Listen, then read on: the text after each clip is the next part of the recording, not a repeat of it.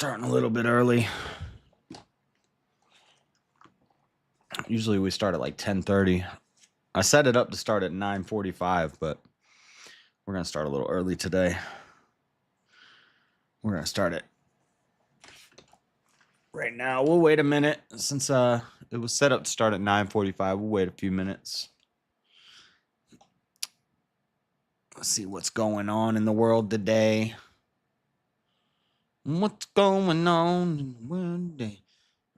It's Pride Day in Vancouver, but forget that. Real men still exist. Arrested. George explains what happened with Sam. Christian debater Sam Shamoon was asked to leave a podcast. Yeah, because he's a jerk. I don't know how people couldn't figure that out.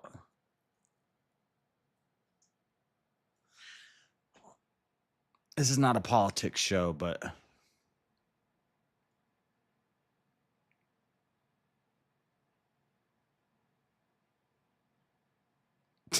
What the... What?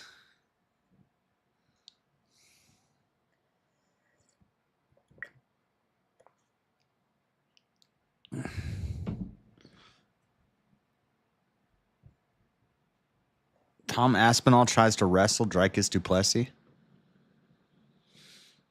Tries? I think Tom would destroy Dricus. We're got a 100-pound weight difference, isn't it? Or there's maybe Dricus is light heavyweight. We got a Dricus fight this weekend, huh? Let's go. Is that this weekend? I think so. Kamzat?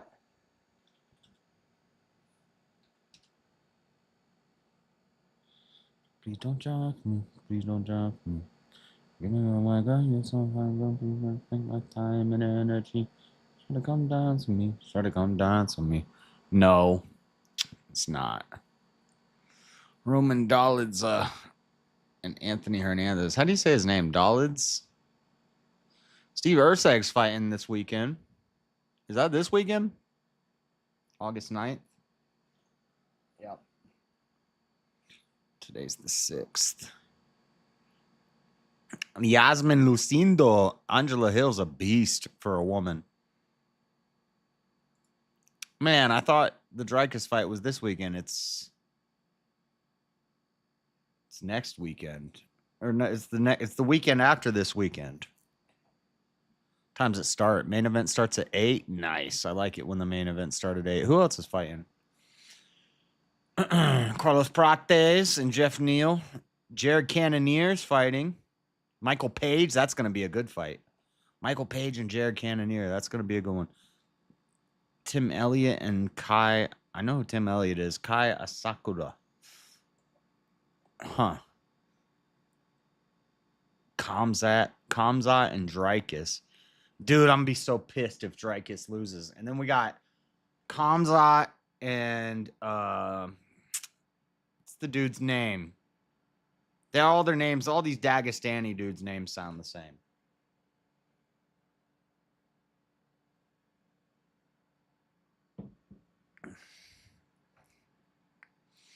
Kamzat Chimaev and something Vlashvili. Marab. That's what I'm thinking of. And Topuria. Hola, Sisal. Hey, Sisal. I found the part. Remember I asked you where it says that God wouldn't let David build the house because his hands had blood on them? I found it. It's twice in 1 Chronicles. It says it twice.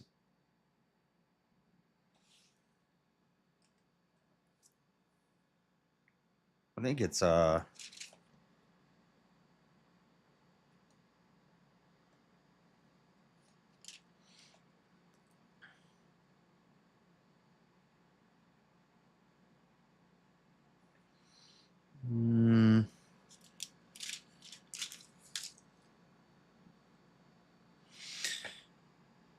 It's in First Chronicles 28:2, and this is the second time. It says it earlier, but that one's going to be harder to find.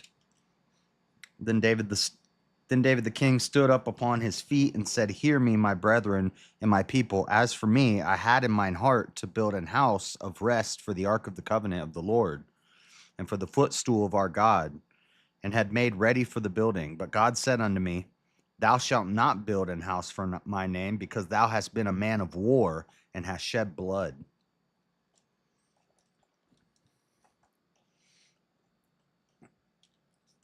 I know, when you said it, and then we read through the story of Solomon and Samuel, Second Samuel, wherever it is, and it didn't say that. And I was like, is Seesaw wrong? Seesaw knows her Bible. Seesaw wouldn't just make that up. I thought maybe you had heard somebody say it and you were just like repeat, because I couldn't find it either. And now when I've been reading First Chronicles, it's in there twice. It says basically that exact thing that I just read. Said David wanted to build a house for the Lord, and God said, "No, you've shed too much blood. But your son Solomon will build it." And that's what we got more temple schematics, not as much as Leviticus. It's not going to be like 5 pages of temple schematics. It's going to be like 2 chapters. But we got more temple schematics today. I'm just waiting till 9:45 to start, because that's what time I said that I was going to start. Hola, Yoda. You see, I'm working on a chess debate league, Yoda. I took the 2 most exciting, entertaining things in the world: chess and debate. And I combined them. And it's such an entertaining, wildly entertaining show. People just can't restrain themselves from watching because it's so energizing and entertaining. The man whore will build it. Yeah. Yep. I mean, you can't get what 2 things are more entertaining than debate and chess? Obviously, the most entertaining, exciting things ever made. And I combined them into the debate chess league. And people are just so enthralled. Everybody agrees it's the most entertaining thing they've ever seen in their lives. JK, technically Solomon wifed them up or made them concubines. Yeah, but he was simping when he started building them statues for their gods. That was the problem. I don't think it was because it says in Deuteronomy for the rules on how a king should act. And it says specifically in Deuteronomy, a king should not multiply wives unto himself. So it's in the law that they shouldn't have multiple wives. Anybody who says the Bible supports polygamy is an idiot. It doesn't. It explicitly says in Deuteronomy, kings should not multiply wives unto themselves. But Samson did it, or Solomon did it, and David did it. They all did it. It was kind of like a thing that was like, oh, you shouldn't do this, but we got to multiply. We got to make some babies out here. And so you're a streaming genius. I was kidding, by the way. Everybody who watched it and everybody who participated said, JS, this is incredibly boring. This is the most boring show ever. They all said, every time somebody came up to critique, they're like, I get the idea, JS, but this is so boring. I told Daddy Jub, I'm like, Daddy Jub, I'm starting a debate chess league. He's like, oh, wow. That sounds incredible.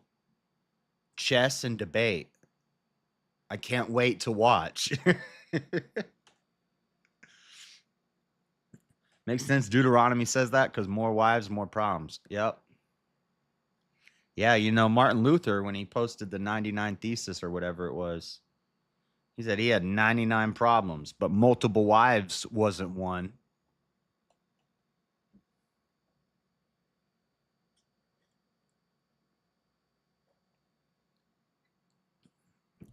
Yeah, they were all telling me I need to come up with ways to make it more exciting. Like if you land on a certain square, then it goes into like debate mode and you have to debate a certain topic, like each square, or there's hidden squares that are like different topics.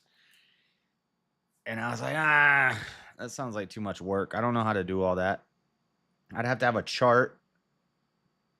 I, I don't know. You're such a dork. Yeah, that's Jay-Z made a song about that. 99 problems, 99 thesis, but a wife ain't one. Multiple wives ain't one. All right. We have to find a not keep it simple. That's what I was saying. But then we were doing 5-minute games and it kept going to time. So we got to do 10 minute per player.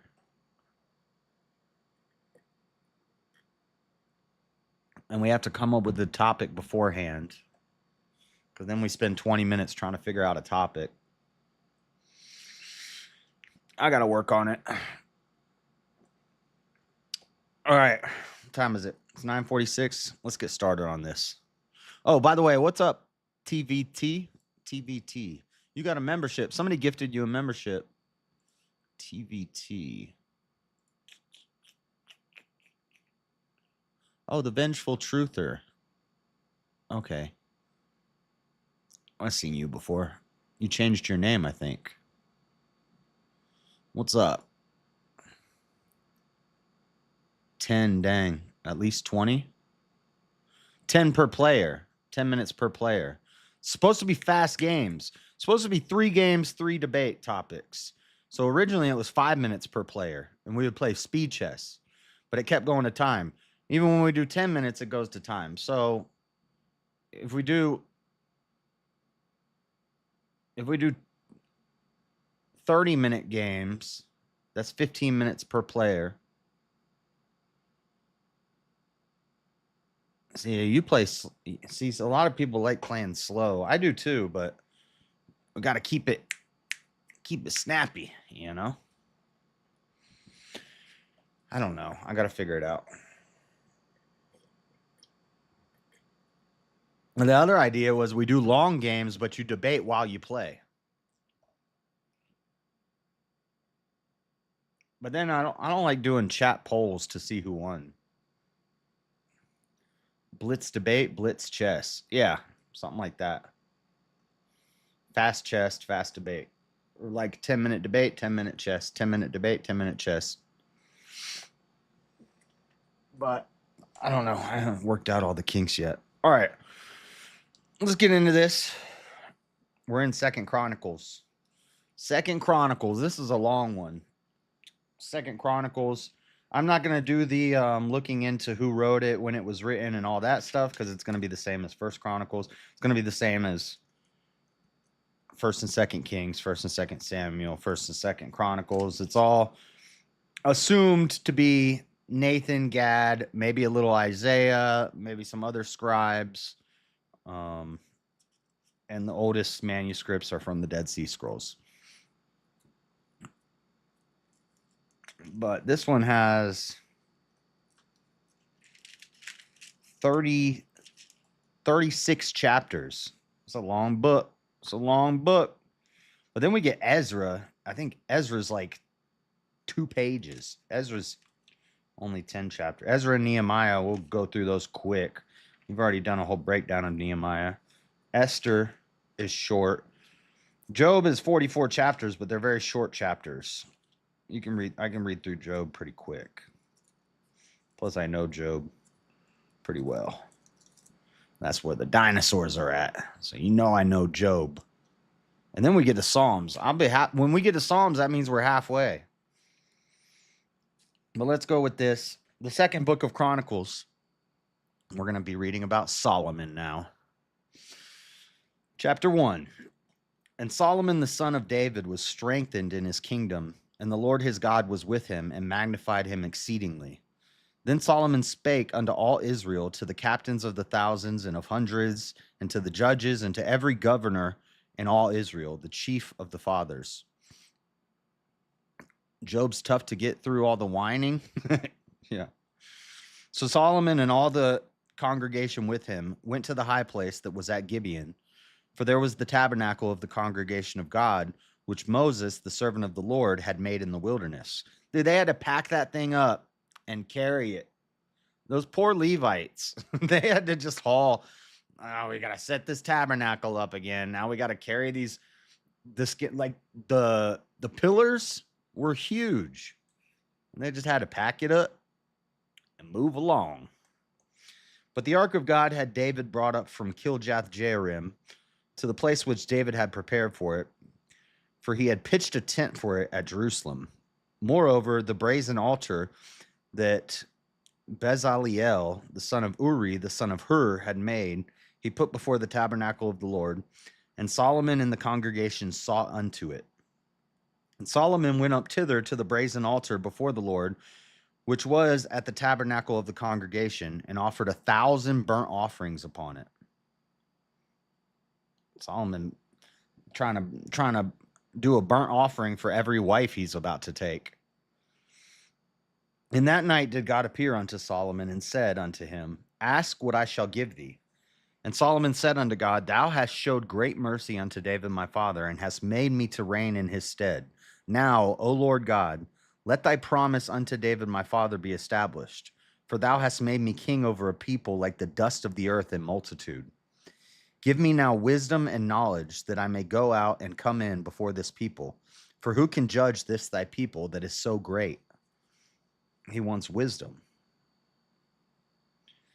It's a very not selfish thing to ask of God. But with it came the money and the power and the women.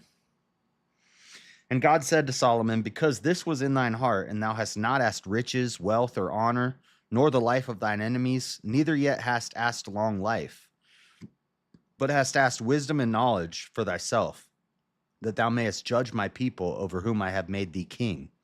Wisdom and knowledge is granted unto thee, and I will give thee riches and wealth and honor, such as none the kings have had that have been before thee. Neither shall there any after thee have the like. So Solomon asked for knowledge, and he was given knowledge. Rolling, rolling, rolling. Keep them Levites rolling. Wisdom and knowledge. I think the wisdom is more important than the knowledge, but. Then Solomon came from his journey to the high place that was at Gibeon to Jerusalem from before the tabernacle of the congregation, and reigned over Israel. And Solomon gathered chariots and horsemen, and he had 1,400 chariots and 12,000 horsemen, which he placed in the chariot cities and with the king at Jerusalem. They got cities just for their chariots. And the king made silver and gold at Jerusalem as plenteous as stones, and cedar trees made he as the sycamore trees that are in the vale for abundance. And Solomon had horses brought out of Egypt in linen yarn. The king's merchants received the linen yarn at a price, and they fetched up and brought forth out of out of Egypt a chariot for 600 shekels of silver, and an horse for 150. And so brought they out horses for all the kings of the Hittites and for the kings of Syria by their means. My Levi's are blue. Ha ha ha ha. I don't know. You sure you don't have brown jeans?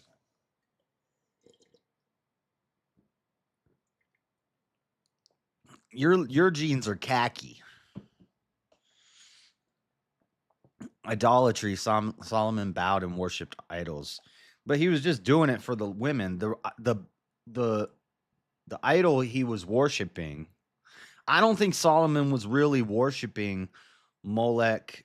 I know he was going there and like bowing to it and doing the rituals and whatnot, but I don't think he was worshiping Molech and Baal and Ishtar and all these different gods. I think the god he was bowing to, and the god he was worshiping, was the women. He was just pretending to worship their gods, because he was really just worshiping them, his goddess. The Bible says he worshipped. I think I'm going to look it up. Yeah, I know. It says he worshipped their gods. But, and this is just my theory crafting here. I'm sure it says specifically that he worshipped their gods, but I'm pretty sure it says he was just doing it because he wanted the women. He was trying to please the women. Because he took all these wives and he started building them, you know, stuff for them.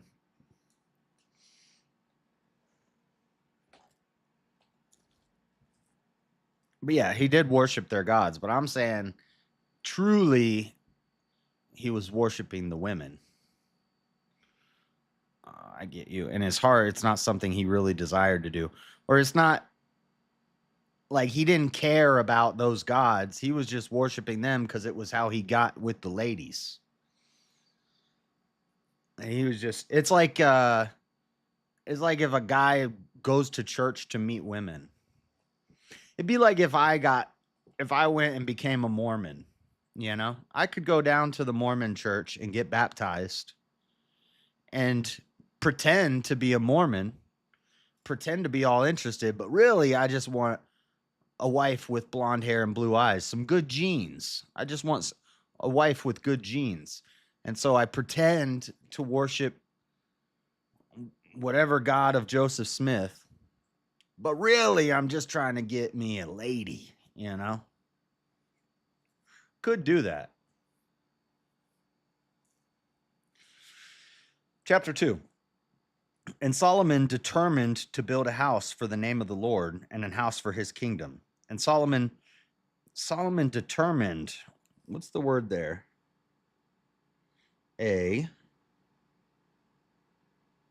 First, it's referencing me to 1 Kings. Well, he was already determined to do it. I wonder what.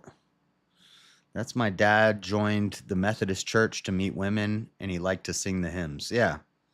Yeah, yeah. You worshiping at the church, but you're really just there for the women. You're really just worshiping the goddess, not the god. And Solomon told out 10,000 men to bear burdens, and 4,000 to hew in the mountain, and 3,600 to oversee them. Dude, how do you get picked to be the overseer? Is it just random? I don't want to bear the burden. I want to be the overseer. How do you get that job? Did he find a good wife? Yes, all 3 times. And Solomon sent to Huram, the king of Tyre, saying, as thou didst deal with David my father, and didst send him cedars to build him an house to dwell therein, even so deal with me. Behold, I build an house to the name of the Lord my God, to dedicate it to him, and to burn before him sweet incense, and for the continual showbread, and for the burnt offering morning and evening, on the Sabbaths, and on the new moons, and on the solemn feasts of the Lord our God. This is an ordinance forever to Israel. And the house which I build is great, for great is our God above all gods. But who is able to build him an house, seeing the heaven and heaven of heavens cannot contain him? Who is able to build him a house, seeing the heaven and heaven of heavens cannot contain him? Who am I then that I should build him an house, save only to burn sacrifice before him? Send me now, therefore, a man cunning to work in gold, and in silver, and in brass, and in iron, and in purple, and crimson, and blue, and that can skill to grave with the cunning men that are with me in Judah and in Jerusalem, whom David my father did provide. Send me also cedar trees, fir trees, and algum trees out of Lebanon, for I know that thy servants can skill to cut lumber in Lebanon. And behold, my servants shall be with thy servants, even to prepare me timber in abundance. For the house which I am about to build shall be wonderful great. And behold, I will give to thy servants, the hewers that cut timber, 20,000 measures of beaten wheat, and 20,000 measures of barley, and 20,000 baths of wine. A bath of 20,000 baths of wine? Sign me up. And 20,000 baths of oil. Then Huram, the king of Tyre, answered in writing, which he sent to Solomon, because the Lord hath loved his people, he hath made thee king over them. Huram said, moreover, blessed be the Lord God of Israel, that made heaven and earth, who hath given to David the king a wise son, imbued with prudence and understanding, that might build an house for the Lord and an house for his kingdom. And now I have sent a cunning man, imbued with understanding, of Huram my father's, the son of a woman of the daughters of Dan. And his father was a man of Tyre, skillful to work in gold and in silver and in brass, in iron and stone and in timber, in purple and blue, and in fine linen, and in crimson. Also to grave any manner of graving, and to find out every device which shall be put to him, with thy cunning men and with the cunning men of my lord David thy father. Now therefore the wheat and the barley, the oil and the wine, which my lord hath spoken of, let him send unto his servants. And we will cut wood out of Lebanon, as much as thou shalt need, and we will bring it to thee in floats by sea to Joppa, and thou shalt carry it up for Jerusalem. Skylight mind. Where do you see him? He must have said something dirty. This is Bible study, retard, no cussing. Retard. I know, he must have said something dirty because I can't see his comment. If I go to live chat. Oh my goodness. Oh my goodness. You can say piss gibbons, Shiva, because piss is in the Bible. That word's not in the Bible. You can't say that in Bible study. We're piss gibbons. We are those who piss against walls. Piss on the walls. I'm not being dirty, chat. That's from the Bible. Men are called those who piss on the wall. You deleted it?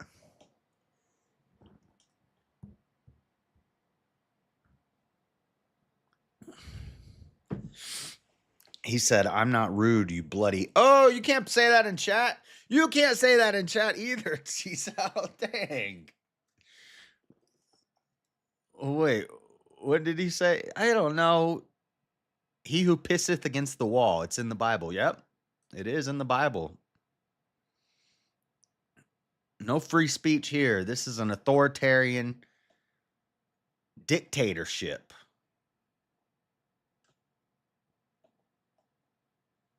They call me dictator. All right, you guys are distracting.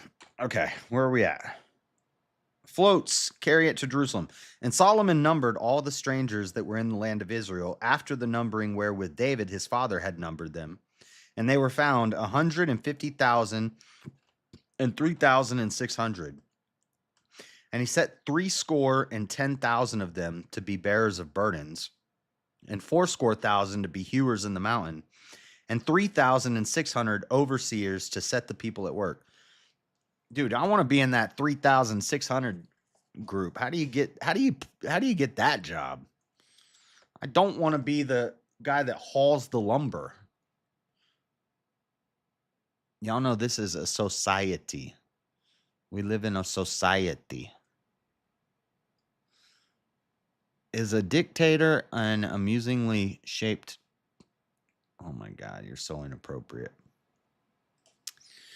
So inappropriate.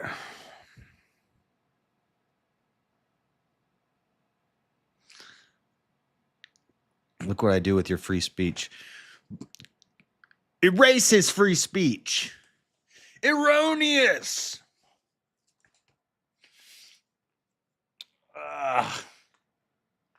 Oh, no more free speech for you. All right.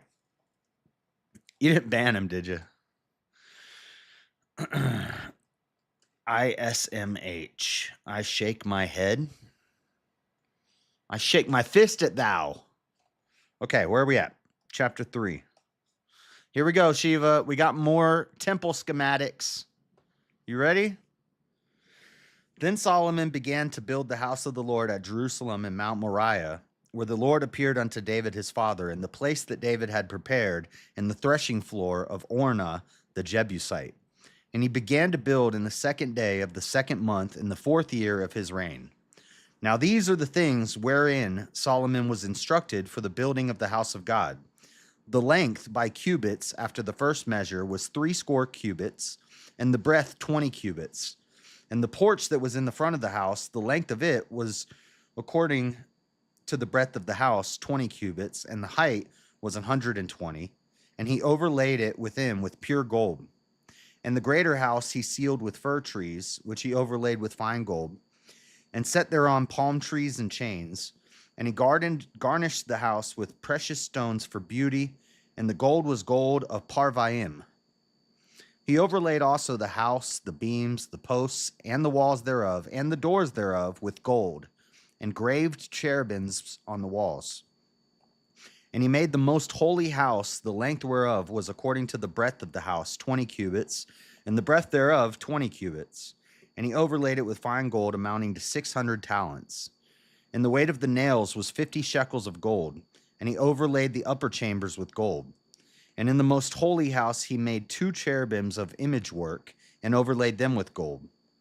This is why this temple doesn't exist anymore, and we don't have any archaeological evidence of it, because you built the whole thing out of gold, and all the dang bandits and raiders stole the building little by little. A nail is going to feed your family for the next 6 years. Now, how do you do that? Men are the worst criers. I'm on chapter 10 of First Chronicles. I realized that I really don't care who was the son of whom. Yeah, I told you, dude. Well, if you're on chapter 10, you're out of it for a little while, because the first 9 chapters are all that. Chapter 10, it stops for like 2 chapters, and then it goes back to it for like 2 chapters, and then it stops, and then it goes back. The whole book of First Chronicles is like that. A whole lot of son of son of son of son of son of son of son. Maybe a lone tear after someone's death is acceptable. Why the Pope has everything made of gold? Because he loves Satan? No, they're modeling it after the example in the temple. When the Orthodox cathedrals are covered in gold and the Catholic things are covered in gold, even the Mormons, if you go inside their thing, it's gold everywhere.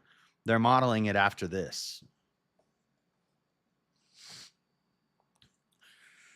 And in the most holy house he made 2 cherubims of image work, and overlaid them with gold. And the wings of the cherubims were 20 cubits long. One wing of the one cherub was 5 cubits, reaching to the wall of the house, and the other wing was likewise 5 cubits. That math don't work. Oh, there's 2 cherubims. I was going to say, if each wing is 5 cubits, that's only 10 cubits. I guess there's 2 of them. Reaching the west wing of the other cherub. And one wing of the other cherub was 5 cubits, reaching to the wall of the house, and the other wing was 5 cubits also, joining to the wing of the other cherub. The wings of these cherubims spread themselves forth 20 cubits, and they stood on their feet, and their faces were inward. We talked about this when we did our 9 biblical, the hierarchy of the 9 biblical angels, the hierarchy, and the images that people have come up with, the drawings and stuff that people have come up with. Some freaky looking angels. The Oraphim, the wheels. They said the wheels were covered with eyeballs, with eyes. And there were more eyes on one Oraphim than the amount of eyes on every human who ever existed in all of the earth. So there's like, what, 8 billion people on Earth? 9 billion? 8 billion? So that's 16 billion eyes right now. All of time? There's like 150 billion eyes on that aura film. Their faces were inward? No, inward. Not inward. Inward. INWARD. Gosh. You guys.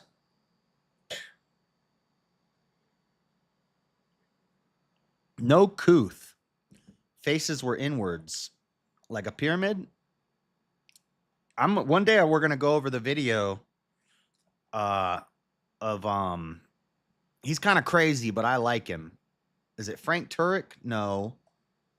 Who's the dinosaur guy that went to jail? I think he's in jail right now for tax evasion. Y'all know who I'm thinking of? He does debates and stuff. He's from Florida. He made Dino Land in Florida, and I think he helped build the Ark in Kentucky. Why am I not thinking of his name? I love this guy. He's awesome. It's not Frank Turek. He's in jail right now. He spent 10 years in jail, and then he got out and he went back. I think he like beat his wife and did tax evasion or something like that. Great guy. But he did a video about Ken Ham. Yes, Ken Ham. I love Ken Ham. Ken Ham is a boss, dude. Up in prison. Ken Ham has a video where he talks about how men of God built the pyramids. Not some Egyptians for worshiping pharaohs. Men of God built the pyramids. And that's why there's no top stone, there's no capstone. Because it represents Jesus, the capstone that the builders forgot, or what was it? The capstone that the builders neglected, or whatever word they use. And he talks about the number of stairs. He just like gets into like some gematria stuff where he's talking about, oh, it represents the Trinity, because if you divide the number of stairs by the number of bricks around the base, you get 333, and that represents the Trinity. And the wide hallway leads to the darkness, but the narrow hallway leads to the king's chambers. Men of God got private jets now, so they don't need to be with demons in coach. That's true. But I'm talking about like Adam and dinosaurs built the pyramids. Yup. Adam, all the way up until, Yup. I believe it. Wasn't no dang Egyptians. It was Israelite. It was pre-Israel. This was before Israel was a thing. This was like Adam and Eve built the pyramids. And you say, well, how did they move all those big rocks by themselves? There weren't a lot of people. Dinosaurs. Dinosaurs aren't real, Joshua. Okay, wait till we get to Job. Wait till we get to Job 40 and 41. All right? How come dragons are mentioned? I forget the number. How come dragons are mentioned like 120 times in the Bible? New Testament and Old Testament. What's a dragon? A dragon is a dinosaur. We just didn't come up with the word dinosaur until 1986 or 1886, something like that. I believe the dinos built the pyramid. See? We're converting people, okay? Anyway, more schematics. And he made the wall of blue and purple and crimson and fine linen and wrought cherubims thereon. Also, he made before the house 2 pillars of 30 and 5 cubits high. 35 cubits high, these pillars. Luckily, they don't have to tear this one down and carry it somewhere else every 2 months. So the Levites get a break finally. The Bible doesn't say God didn't create dinosaurs. No, it said it to the contrary. The Bible talks about dragons repeatedly. It talks about the behemoth and the leviathan, which are obviously a brontosaurus and a dang water dragon. That's right, a water dragon.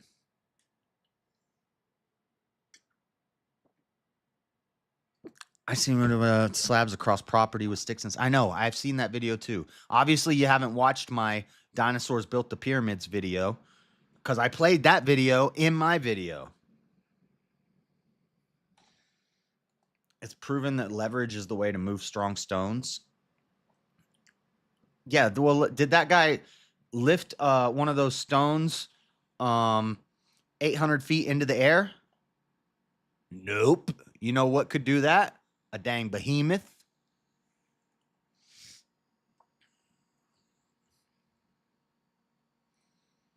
All that guy did was get a heavy rock to drop into a hole. Yeah, that's not that hard.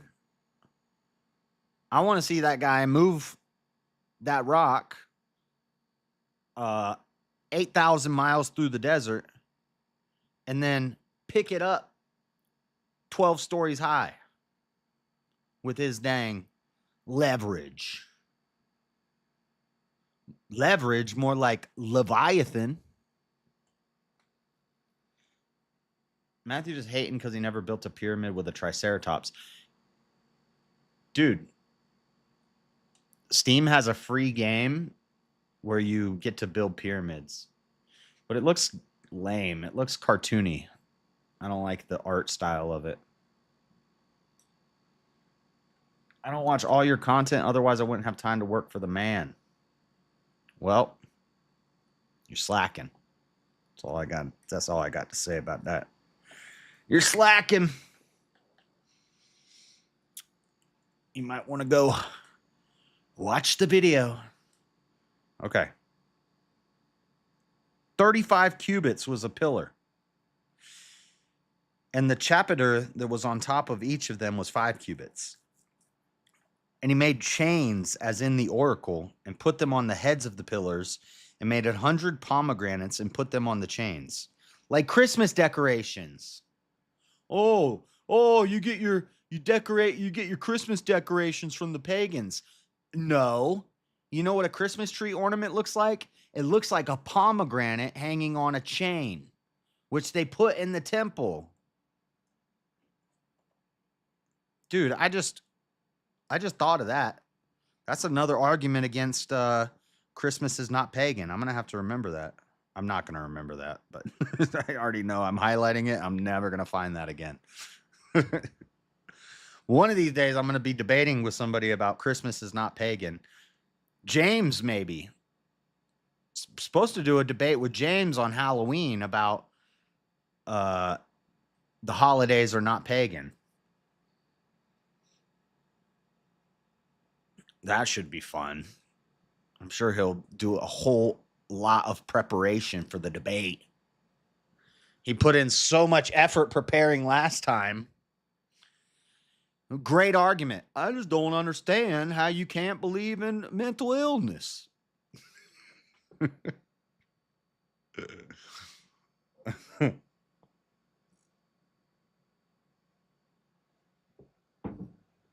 Apparently, James doesn't know that for the past 4 years, every Christmas, Thanksgiving, or Christmas, Easter, and Halloween, we do a whole breakdown of why these days are not pagan. I like when you debate John Mosman because whale farts.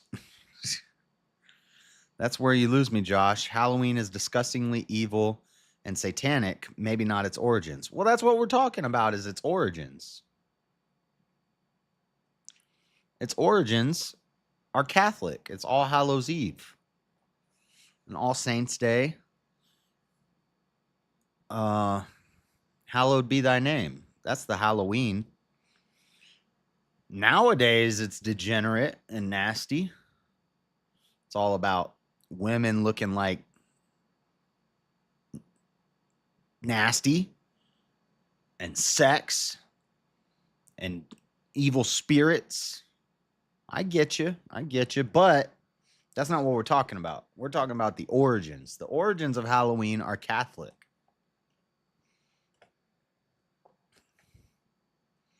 Now it's just capitalist degenerate day. The only Halloween like decorations I do is a jack-o'-lantern. And the jack-o'-lantern is Christian too.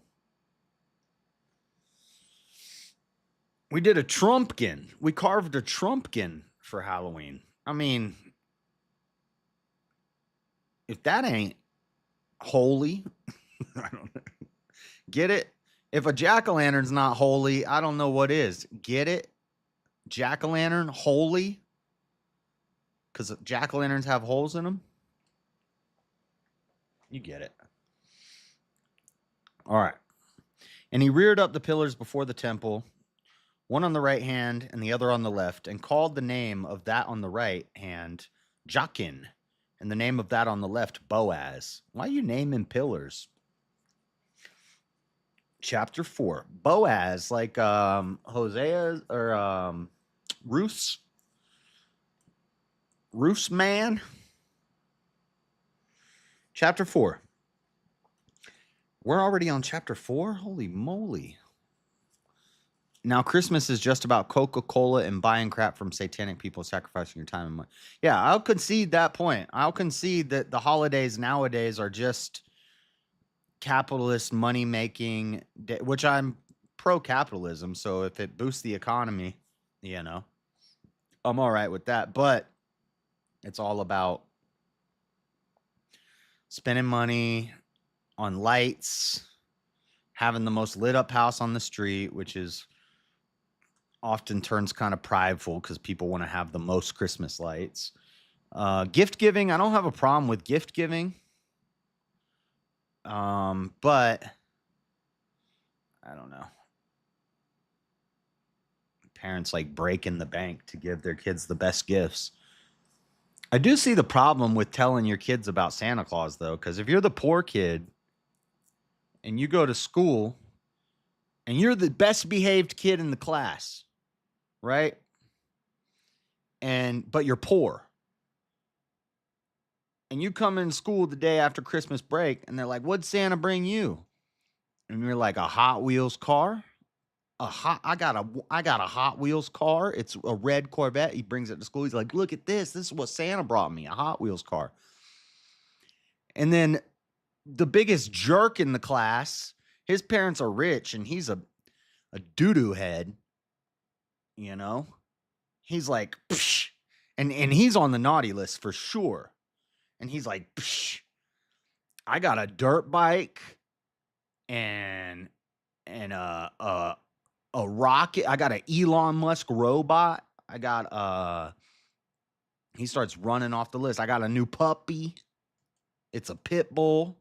He got everything. He basically got a real Corvette. He's only 8 years old, and his dad bought him a real Corvette. And you got a toy Corvette. And you're like, why did Richard get a real Corvette when he's 8 years old?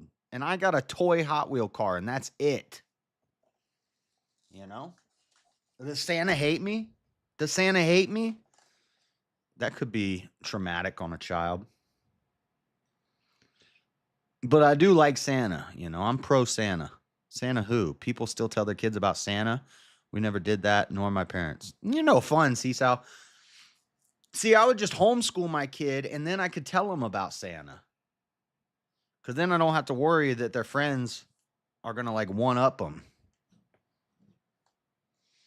I have a needle, Josh. It's fine. Let him have a Corvette.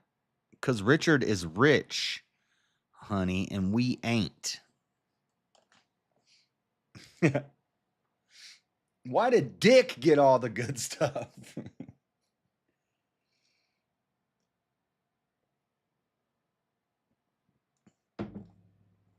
I'm pro Santa. I like Santa.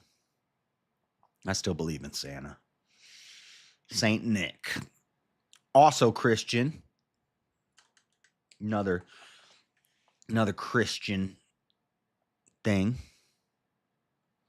I already know what James is going to say. Well, the Bible verse says that they would cut down trees and make idols out of them. And that we shouldn't do that.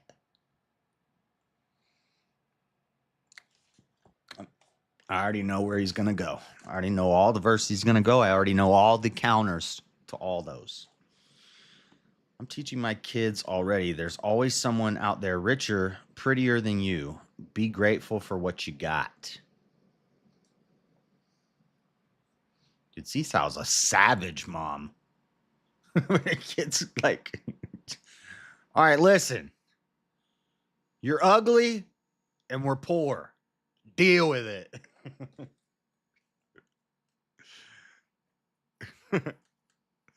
I let my kids be excited as part of childhood. Plus, the kids love giving as much as receiving gifts, as long as you raise them correct. Dude, I'd be pissed. I buy my kid like a new 4-wheeler, and he's like, "Look what I got you, Daddy," and it's like a noodle necklace. What is this? I got you a $5,000 4-wheeler. You made me a necklace out of macaroni? This is not mutual reciprocation. Can't win them all. All right. Where are we at? Chapter 4? Sorry, I'm trying to make this temple schematic somewhat interesting. Man, my shirt is from wiping sweat on my face at the gym. It's looking like a V-neck. I hate V-necks. I'm anti V-neck. I don't know, man. In my older age, maybe I'll get a V-neck. Let me see. Nah, I don't like V-necks. Something weird about them. Bro, I don't get anything for Christmas but joy from my kids. That sounds so gay.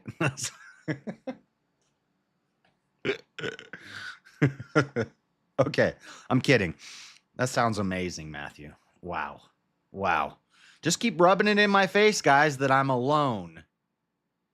That I'm alone every year for Christmas. Just keep rubbing it in my face. Talk about your spouse and your family get-togethers and your children and the gift exchanging and the traditions that you do on holiday. Just keep telling me about it. Don't worry, I'm totally alone. You know, miserable in the holiday. I get seasonal depression because I'm sad and lonely. Just keep telling me about it, guys. Your mom? I did spend Christmas with my family last year. That was pretty cool. I think we might do Thanksgiving this year. I need to call my mom and set that up if we're gonna do it, because I got like a week and a half time off of work. You're not having kids isn't our problem. I don't have dominion over your wiener. What? Damn, Matthew. What? Nobody's talking about wieners, dude. What? Oh my gosh, this is Bible study. Can we not talk about wieners?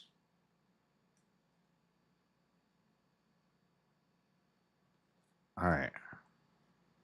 Even though, well, I mean, the Bible talks about them, so I guess it's okay. Bible talks a lot about foreskins.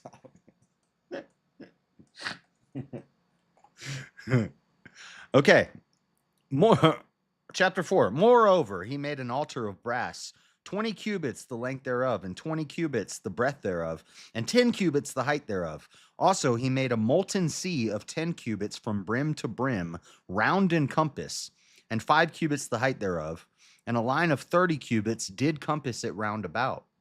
And under it was the similitude of oxen, which did compass it round about, 10 and a cubit, compassing the sea round about. 2 rows of oxen were cast when it was cast. It stood upon 12 oxen, 3 looking toward the north, and 3 looking toward the west, and 3 looking toward the south, and 3 looking toward the east. You can have dominion over. Come on. You know you can, Shiva. Remember David? Remember when Saul told David to bring him 100 foreskins, and David brought him 200 foreskins? David had dominion over some wieners. Okay. And 3 looking toward the east. And the sea was set above them, and all their hinder parts were inward. hinder parts were facing inward. And the thickness of it was a handbreadth, and the brim of it like the work of the brim of a cup with flowers of lilies, and it received and held 3,000 baths. We looked up what a bath was. It's a measurement of liquid. It's an ancient measurement of liquid. But it's not really like a bathtub, but it is a lot of liquid. He made also 10 lavers and put 5 on the right hand and 5 on the left to wash in them. Such things as they offered for the burnt offering, they washed in them. But the sea was for the priests to wash in. And he made 10 candlesticks of gold according to their form, and set them in the temple, 5 on the right hand and 5 on the left. He made also 10 tables and placed them in the temple, 5 on the right side and 5 on the left. And he made 100 basins of gold. Furthermore, he made the court of the priests and the great court and the doors for the court, and overlaid the doors of them with brass. And he set the sea on the right side of the east end over against the south. And Huram made the pots and the shovels and the basins, and Huram finished the work that he was to make for King Solomon for the house of God. To wit, the 2 pillars and the pommels and the chapiters, which were on top of the 2 pillars, and the 2 reefs to cover the 2 pommels of the chapiters, which were on the top of the pillars, and 400 pomegranates on the 2 wreaths. See, wreaths with pomegranate-shaped decorations made out of gold? Sounds like Christmas decorations. How you going to deal with that, James? Hold on, I got to highlight this.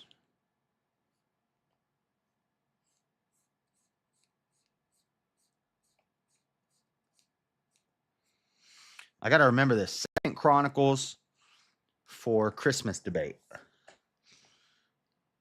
Based. It's biblical, right? Yes. Okay. He made also bases and lavers. Made he upon the bases 1 sea and 12 oxen under it. The pots also, and the shovels, and the flesh hooks, and all their instruments did Huram his father make to King Solomon for the house of the Lord of bright brass. In the plain of Jordan did the king cast them, in the clay ground between Succoth and Zeredathah. Thus Solomon made all these vessels in great abundance, for the weight of the brass could not be found out. And Solomon made all the vessels that were for the house of God, the golden altar also, and the tables whereon the showbread was set. Moreover, the candlesticks with their lamps, that they should burn after the manner before the oracle of pure gold. And the flowers and the lamps and the tongs made he of gold, and that perfect gold. And the snuffers and the basins and the spoons and the censers of pure gold. And the entry of the house, the inner doors thereof for the most holy place, and the doors of the house of the temple were of gold. Chapter 5. We'll do chapter 5 and then we'll hang out for a little while, find something to react to or something.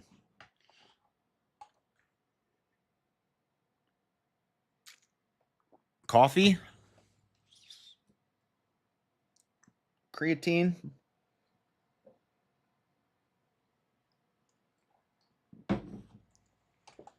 Water.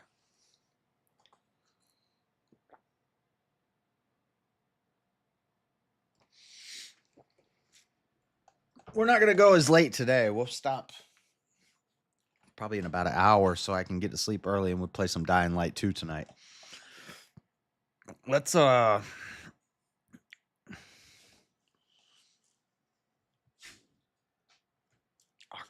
August, September, October. Brownie, what you doing, Echo? You sneezing? What you sneezing at? What you sneezing at, buddy? Some butt scratches.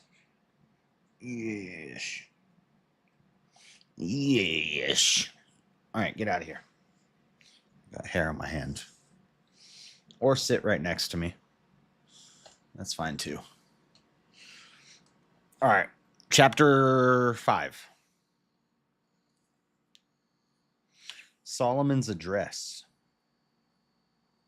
5698 Temple Boulevard, Jerusalem, 333.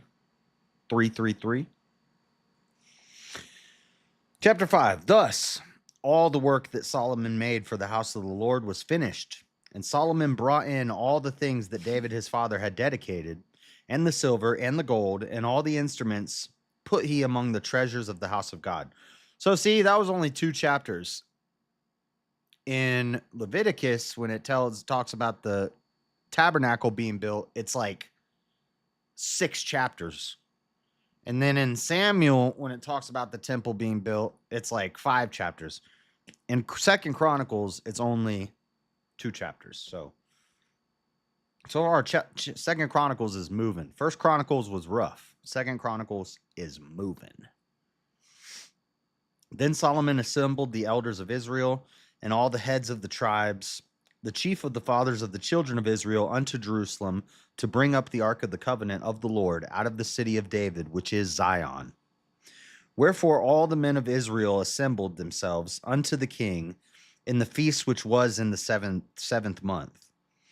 And all the elders of Israel came, and the Levites took up the ark. And they brought up the ark and the tabernacle of the congregation, and all the holy vessels that were in the tabernacle. These did the priest and the Levites bring up.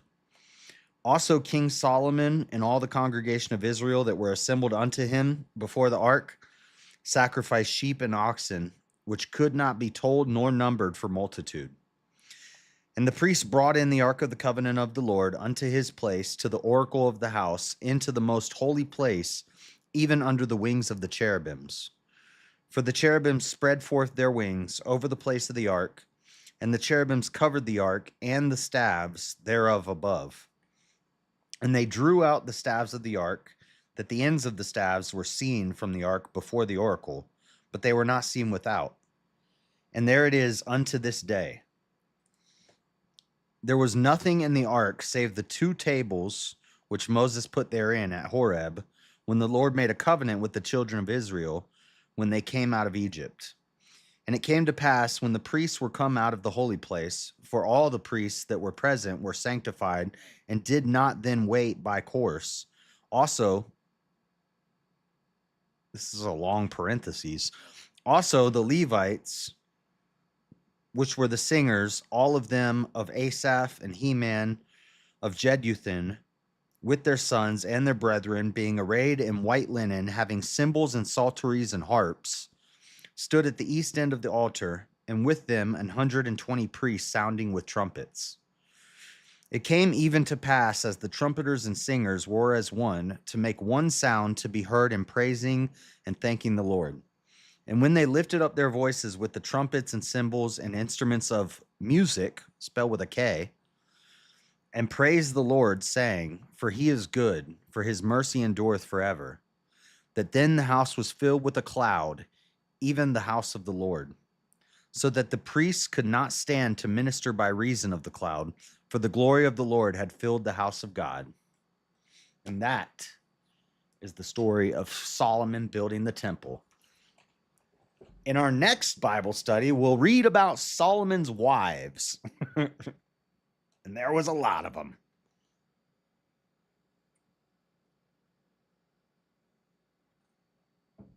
All right. What we got? What can we watch and talk about?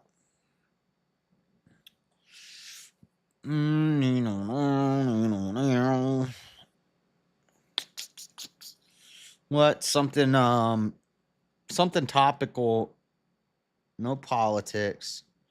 Inside fundamentalist Mormon community. They still practice polygamy. You guys want to see this?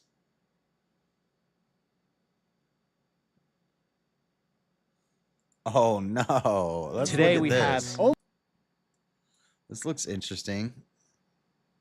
Polygamy documentary. 1 man, 6 wives, and 29 children. I mean, this is topical because we're talking about Solomon. So,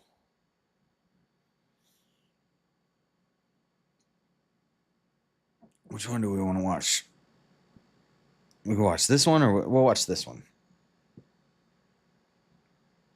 Let me do this.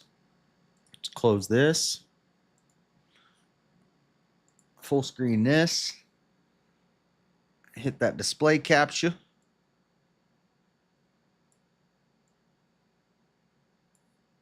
All right. Where's my headphones? This is from, wait, what's the inside? Peter Santinello. He's got 3 million subscribers.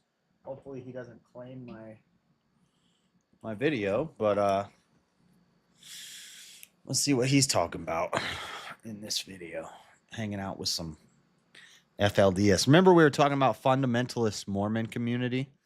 It's just a Mormon community. It's just an LD. Well, this is actually, they probably would still go by Mormons because that was originally what they were called. Even though the modern LDS will lie and say, no, it was always LDS. No, you guys were Mormons. You changed to LDS to gain more acceptance and get more members. It's now the largest religious money-making corporation in the world. And I don't know if this is still true, but I seen this a long time ago. I don't know if it's still true, but it was the third largest business in the world, period. Just because it is basically set up like a nonprofit business. They make a lot of money. All right. What's this at the bottom? What is this? Oh, let's play this. Today we have almost impossible access to get, but we got it. I've been in 2 plural families myself, so. Plural families? What'd that mean? Where'd they do that at? Hold on. I'm having trouble getting one wife. How do I get plural families? Then I won't be lonely on Christmas anymore. Did you talk to Robert? What he said those guys you raided us over to yesterday wants to do some collab with you. Oh, I was listening. They said they wanted to have me on sometime. Unless they talked more about it at the end, but when I first raided over, they said they would have me on sometime. I've been subscribed to that dude's channel for a long time because I forget whose name it is in the Discord. There's somebody in the Discord. He came in once. He came in after I watched the John Doyle and Destiny debate. He came into the Discord and he's like, hey, I was there. And I met John Doyle and I'm friends with a guy who knows him. And like he got introduced and I had just reviewed John Doyle versus Destiny and he asked one of the questions. He was in the audience and he went up and asked a question to Destiny. I think he's the one that said, why did you let your wife get beeped by another guy or something like that? And he's like, what'd you think of my question? He came in the Discord. He's like, I saw you were reviewing the debate. What'd you think of my question? I'm like, which one were you? And he's like, I'm the one that asked him why his wife got by another dude. And I was like, oh, yeah. Anyway, I think he recommended that Zeb Boykin channel. And, or maybe he's one of the guys. I don't think he's one of the guys on the channel, but he recommended me to that channel. So I subscribed to it a long time ago. And now every time when I do a raid, they're always live. But I was like, who is this? Who's Zeb Boykin? I didn't remember subscribing to him. And so I just tried it. And then I looked into it yesterday and I was like, oh, these guys are pretty cool. I'll send some raids over there. But yeah, I'll go on there one day. They just, they do their show. I think they start at 3 p.m. Eastern time, which means noon my time. So usually when I'm like wrapping up and going to bed is when they're starting. So it'd be a good place to raid in the future. But if I ever want to go on there, unless they do nighttime shows sometimes, but we'll figure it out. Hopefully they figure out how to get in touch or they get in the Discord or something. I mean, he might already be in the Discord and he just doesn't realize it. Because I can't remember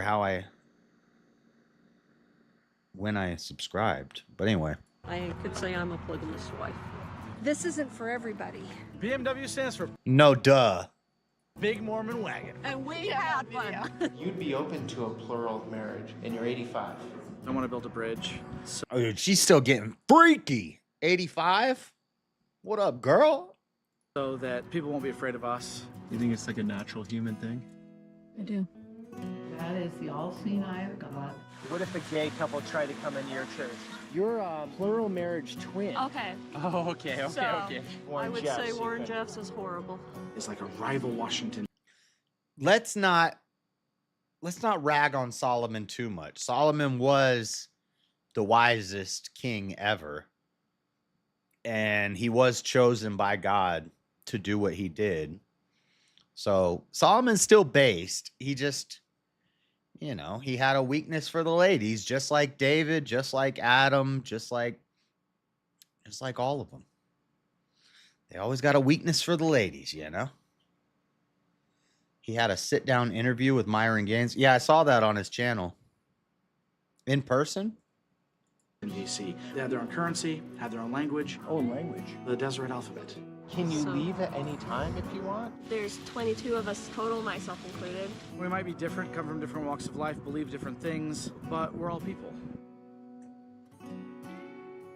Good morning, guys. Today we have a very interesting video. That is with Mormon fundamentalists. These are the Mormons that still... They're just Mormons. Saying Mormon fundamentalists is redundant. They're just Mormons. If you talk to some liberal Salt Lake City Mormon, then you would be talking to a fake Mormon. These are real Mormons. They're just Mormons. practice polygamy, or as they say, plural marriages. Now, in all the Mormons that exist in this world, the roughly 17 million of them, under half of 1% have stayed to the fundamentalist doctrine. We're going to get in with some of these fundamentalists to see how they live, understand plural marriage better, and get an inside look of a world that... Dude, by the end, he's going to want to get a second wife. Watch. You don't want to look into this world because you're going to be like, I see the appeal. I see the draw. most of us will never see. Let's do this. All right, enough with the music. Am I in this or no? You're all in. All in. One more time. 1, 2, 3. Awesome. How many different fundamentalist There's, groups? I think, at least 200. Yeah, they gave us 200. You don't want to be on camera? Oh yeah, I do. Okay, cool. I don't want to do it in front of the LDS representatives here. I want to be Okay. respectful Okay, to gotcha. them. So, There's a big difference between you, or what? What is that? yes, we believe in the fundamental principles that Joseph Smith and Brigham Young taught, Okay. and they've taken those away. They've taken Oh, so there are some modern LDS coming out to visit the real Mormons. So wait, so they got some modern fake Mormons coming to talk to the real Mormons and tell them what? Tell them how to live their life? These people are doing what Joseph Smith said to do. These are the real G's. You need to listen to them. When are you going to become a fundamentalist Mormon? Josh, you been up all night? Yeah. I work nights. It's almost my bedtime. Why, I look tired? I know. I know. Well, I worked all night and then I went to the gym and then I came home and I started this. So, yeah, I've been up all night. But that's just a normal day for me. I haven't been up more than normal. It's just it's about my bedtime. taken celestial plural marriage away because of all the opposition from the government, United States government. When did they take that away? 1890 was the manifesto. Oh, a long time ago. Yeah, they've actually persecuted a lot of the people that believe in celestial plural marriage. Celestial plural marriage. I think the polygamy part, the plural marriage part is less egregious than they're gonna, if they talk about Warren Jeffries, he did this a lot, and Joseph Smith did this. They did what's called spiritually sealing women to them, which means a celestial marriage means that we're spiritually sealed, meaning we had sex. Basically, and this is kind of biblical. But when you have sex with somebody, I'm not sure where it is in the Bible, but there's something you can kind of get this from the Bible where basically if you have sex with somebody, that's your wife. You're married to them now. And the Mormons took that and they said, well, we're not legally allowed to marry 14-year-olds, but we can spiritually seal ourselves to them. We can have a celestial marriage. So there's no paperwork, there's no ceremony, but they would spiritually seal themselves to multiple women. A lot of times they were very young, and that's the problem.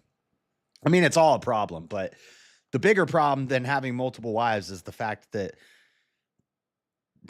some of them were very young, and some of them were in the family too. Tried to rip families apart. Why do you call it celestial?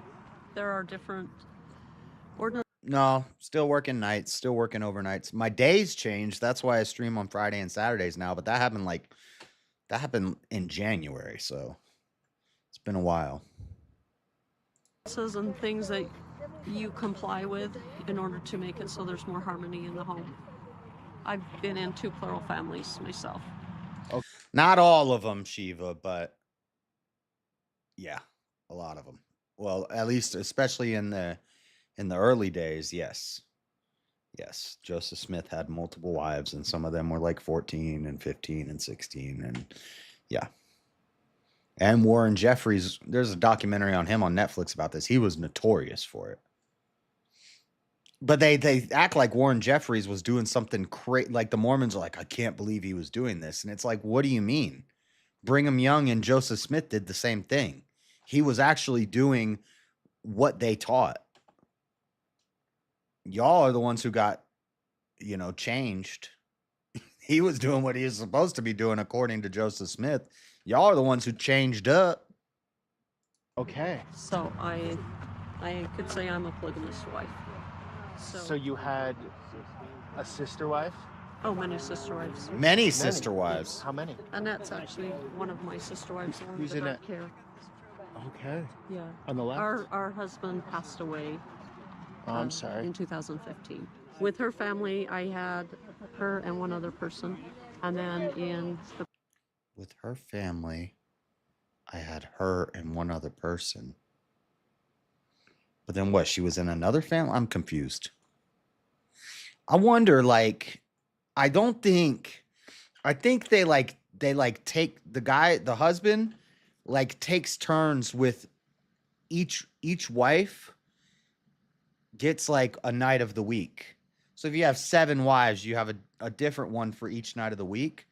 But I don't think they do mass, group sex, I don't think that they be having menage a trois every night.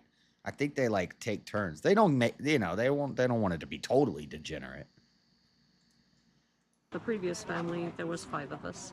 Both of the husbands had health issues. So. Okay. So walk us through someone that... It's still technically Bible study. What does comment say? Oh, well. Doesn't know that word. Nah, he was just commenting on the video. It's fine. You can delete Shiva's comments whenever you feel like it. World at all.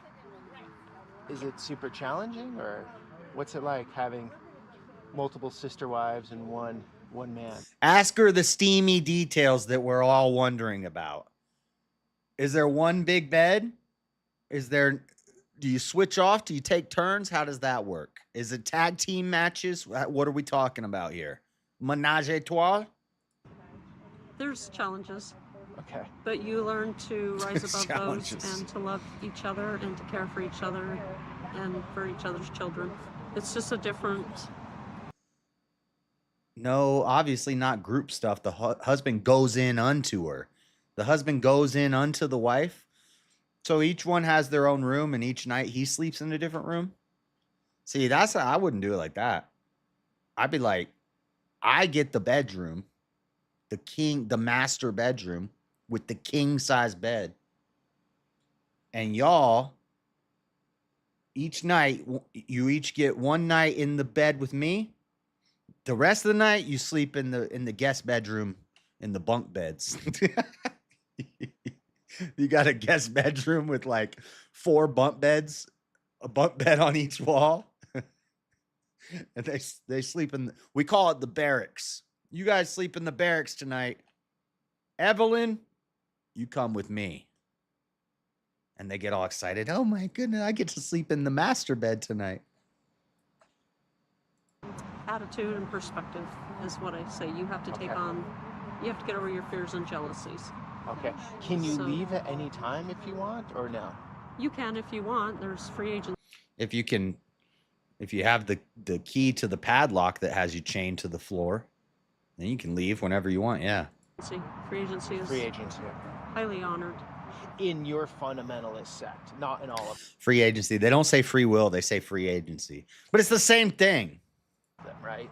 Some of them, like Warren Jeffs. I would say Warren Jeffs is horrible. That's FL. Of course you would, because Netflix made a documentary about him and made him look horrible. Well, he did look, yeah, he was horrible. But I bet you before that documentary was made, if you asked her about Warren Jeffs, she'd probably be like, oh yeah, I was married to him 20 years ago. What's up, PZG? That's known as FLDS. Yeah, there's a lot of mind control in that, and we don't believe in mind control. We believe in free agency. We are encouraged to keep our covenants and try to work through our differences, of course.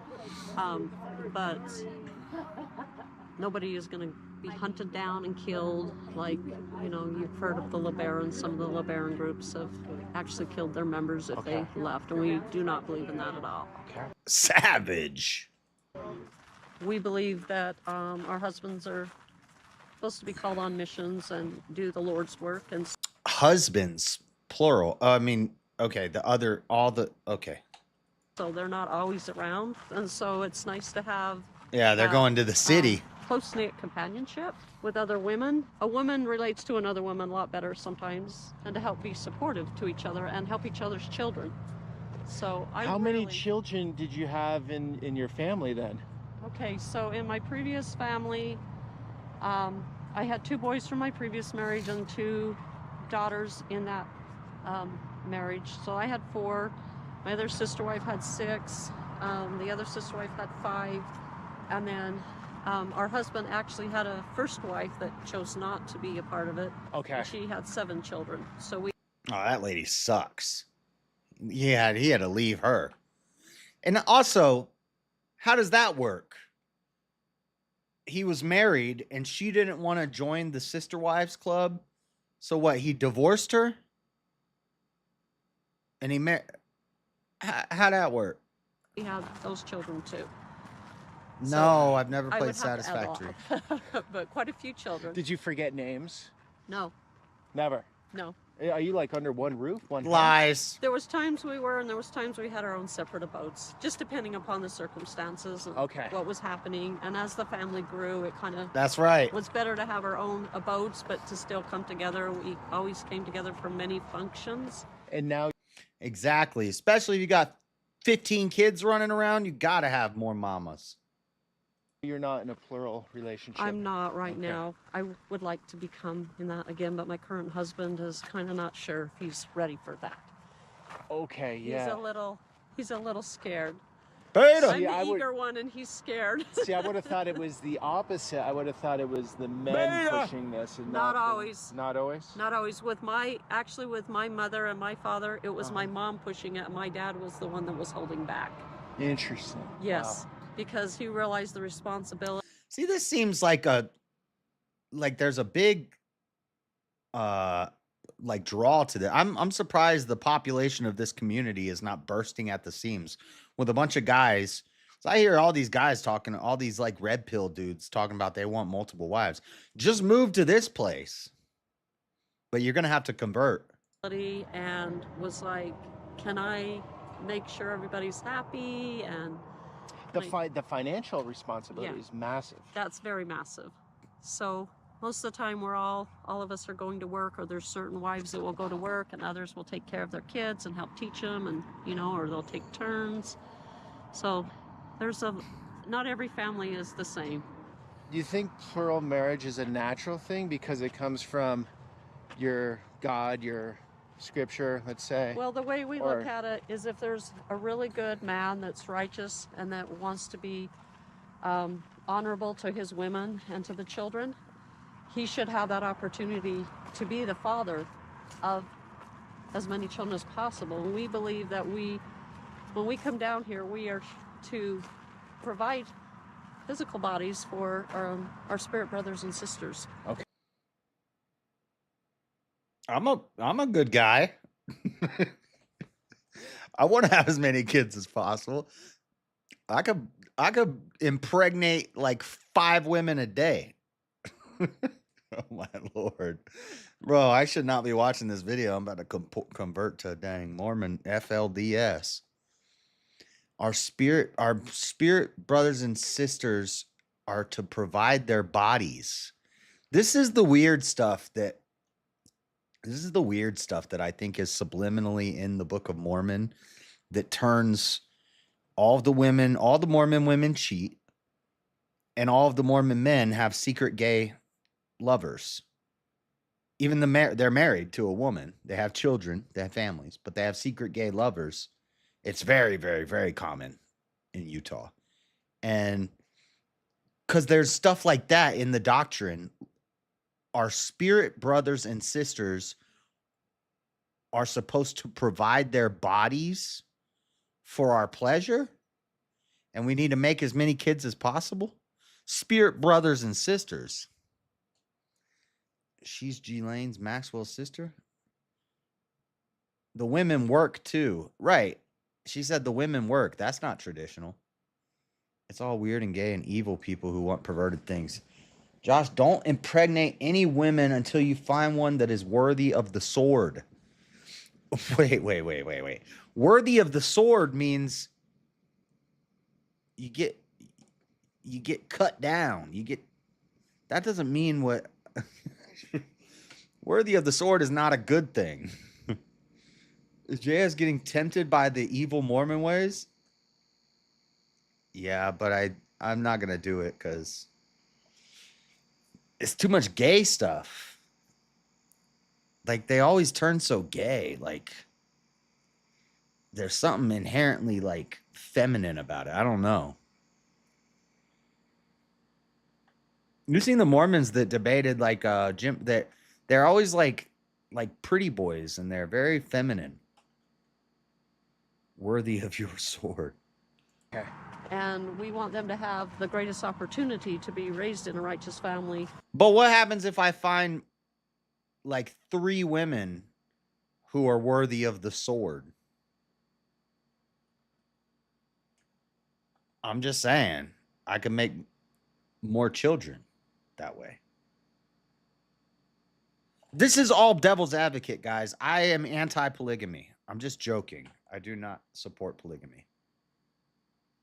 Instead of like a lot of people out in the world, the woman has the children, but the man is off doing his own thing and not being honorable to her. So what do you mean, like cheating on the wife? Is cheating on the wife, or drinking, or just doing things that is not trying to be uplifting and help be a righteous priesthood head. There's a lot of really good men out there that a righteous priesthood head are honorable to their wives and good like that. But we just feel like if there is someone honorable and trying to uphold their priesthood callings, they should be given that opportunity. So we don't believe celestial plural marriage is for everyone. It's for only those that really want to. So there's not a pressure in your religion? Yeah, we have a lot of people that you don't have to be. No. Okay. The name of your religion, your church, I'm sorry. The Church of Jesus Christ of Latter-day Saints, the Righteous Branch. The Righteous Branch. Okay. Yes. Yeah, they don't like fundamentalist Latter-day Saints or FLDS because FLDS will be called false Latter-day Saints. They believe that they're the OGs, and they are. They're the righteous branch. All the other Mormons are fake. These are the real OGs. And I bet you these guys don't seem feminine and gay. I bet you that's more of a modern Mormon thing. So that's obviously not FLDS. but you're So, fundamentalists. yes. It's a bit There's a confusing, lot of different right? groups. You're going to hear of the AUB and the FLDS and the Short Creek group, and you're going to hear a lot of different groups. Okay, do you all get along, or you stay to yourselves, or? We have interacted some. Okay. Some people It's don't gang want war. to interact with us. Some people are fine. They tried coming up on our land. We had to take them out back in the battle of 2012. The AUDs tried to walk up on our land. We had to have a battle, gang war. I've gone to LDS church meetings because my current husband is LDS right now. Okay. So if your husband agreed to going into a plural marriage, Wait, she got you would another want him husband? to pick your sister wife, you would want him to pick, or how does that work? How it works is we actually don't pick them. We can have inspiration or witness or dream, but we have a prophet, and we Okay. believe that the women are supposed to, if they want to be in a family, they need to go put their name in with the prophet and just say, well, I would like the will of the Lord. This is why it's so appealing to join the Mormon church, because this is how it works. Still in the church today, if I go and get baptized and become a Mormon, I basically go up and I tell them, hey, I'm looking for a woman. Can you add my name to the list? And they'll be like, sure. And they'll be like, when it's time, they'll be like, oh, hey, so what do you think about Jessica? And I'll be like, Jessica's got good genes. I like Jessica. Or I'll be like, I don't know about Jessica. I was looking for more of a, an Asian persuasion. And they'll be like, we got Chong Tang. And I'll be like, yeah, I'll take Chong Tang. She's Vietnamese. Oh, no. Never mind. That's crazy. Yeah, that is how it is. What about Aubrey? Is Aubrey No, we just paired Aubrey up with Jason. I'm like, Jason! He got Aubrey. All right, we'll take Jessica. Will you please pray? But the prophet also, on the other hand, he also honors the free agency that I said once again. So the woman has her final choice. It's just a bunch of ugly women without dads who want to get perverted. You're wrong. You're wrong. Some of the most beautiful women you've ever seen out here. Yeah. If you like blonde hair, blue eyes, come to Utah. Yeah. And nowadays, it's so there's a lot of diversity, a lot of diversity out here. But mostly just blonde hair, blue eyes, Mormon girls. They're very attractive women out here. No woman So should be forced. the prophet makes the choice. Or are you talking specifically about these groups? If you're talking specifically about these like desert dwellers, yeah, they're probably all kind of. Well, let's watch. I'm sure we'll see.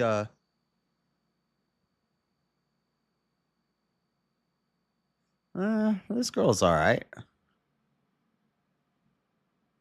But yeah, these groups are gonna be more of your like, your like mountain dwellers.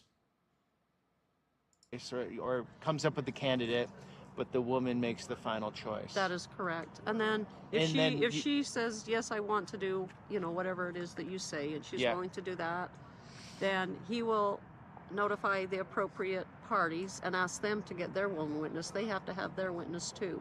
That's right. So everybody has to have their witness, and there's like a check and balance in there. So it's not just a man running off doing his own thing. There's a structure to it. There's a structure. Yes, Okay. There's some guidelines to try to keep order. And wow, we don't believe in courting and dating. We believe in that we try to find out who it was in the pre-existence. Dude, if James hears this, James is going to become Mormon next. He's going to be Mormon next. Once he gets over this, where's James at? Once he gets over his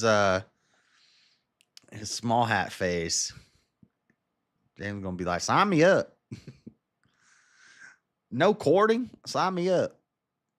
Arranged marriage, mildly attractive Sydney Sweeney.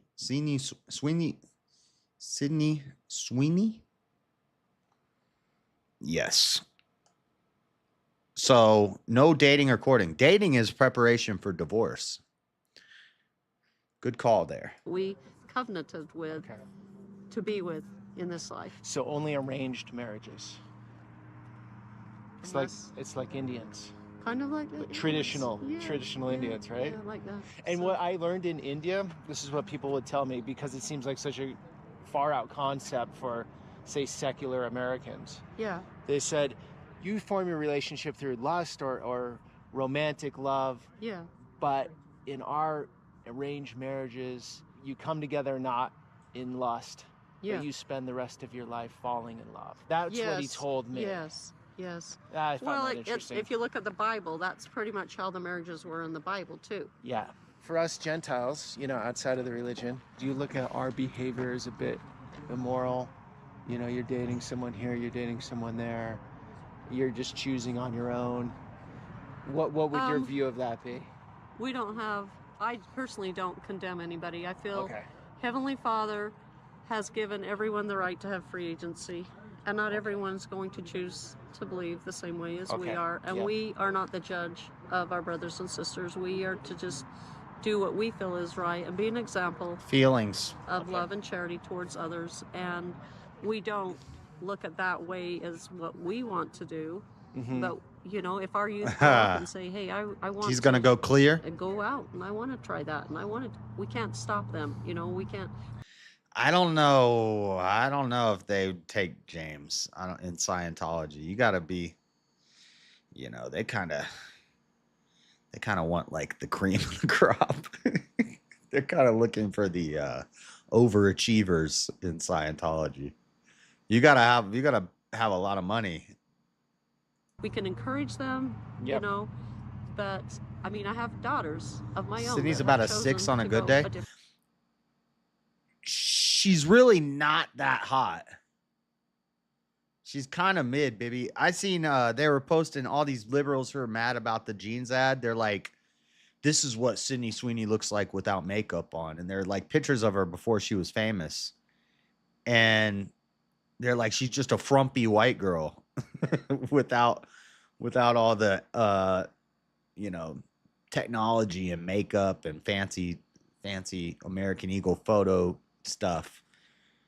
And if the pictures are real, and I'll show it on Monday in the meme review section. But yeah, she's kind of not that hot. Like she's kind of average. You marry 6s? I would marry a 6. I'll take a 6, different path. Okay. And I still love my daughters. I still will, because God is unconditional in his Is love. it tough though, as a mother? It hurts, Yeah. yeah, because the way we believe it is if you don't have the marriages that Heavenly Father wants, that in the next life you won't be married. You will be single. Yeah, You'll she's just a normal white girl. eternally be single. That's why celestial plural marriage is for if you want to become a god again, Yep. yourself. So you want your daughters to become polygamous? That would be perfect if possible. I would like them to enter that, but I am not Okay. going to. But I still say if you're a 6, if you're a white girl and you're a 6, that is good genes, Sydney is totally average. Nothing wrong with being average. Yep. Force that Yeah. because that's a personal choice. They have to decide for themselves what they can handle and what they want and what She just called herself but I am God. not going to Push force it. that Yeah. because that's a personal choice. They have to decide for themselves what they can handle and what they want and what they're willing to sacrifice for. Yep. So Here's the legend. BMW She didn't call herself God. Who? Are you talking about Sydney Sweeney or are you talking about that lady in the video? stands for Big Mormon Wagon. and we had one with all of our little kidleys. Okay, so sister wife. We used to be. Yeah. It's awkward. Dude, it'd be so funny if he said, all right, make out. Just start making out. Imagine. See, I would troll. I'd get kicked out. When she walked up to her and put her arm around her, I'd be like, sister wives, you won't make out with her. This guy has really good videos. Are you still in a plural relationship or no? I'm not. Okay. I haven't gotten remarried yet. Do you miss it, or do you like In a way, I do. We became best friends, so we always hung out. We did things together.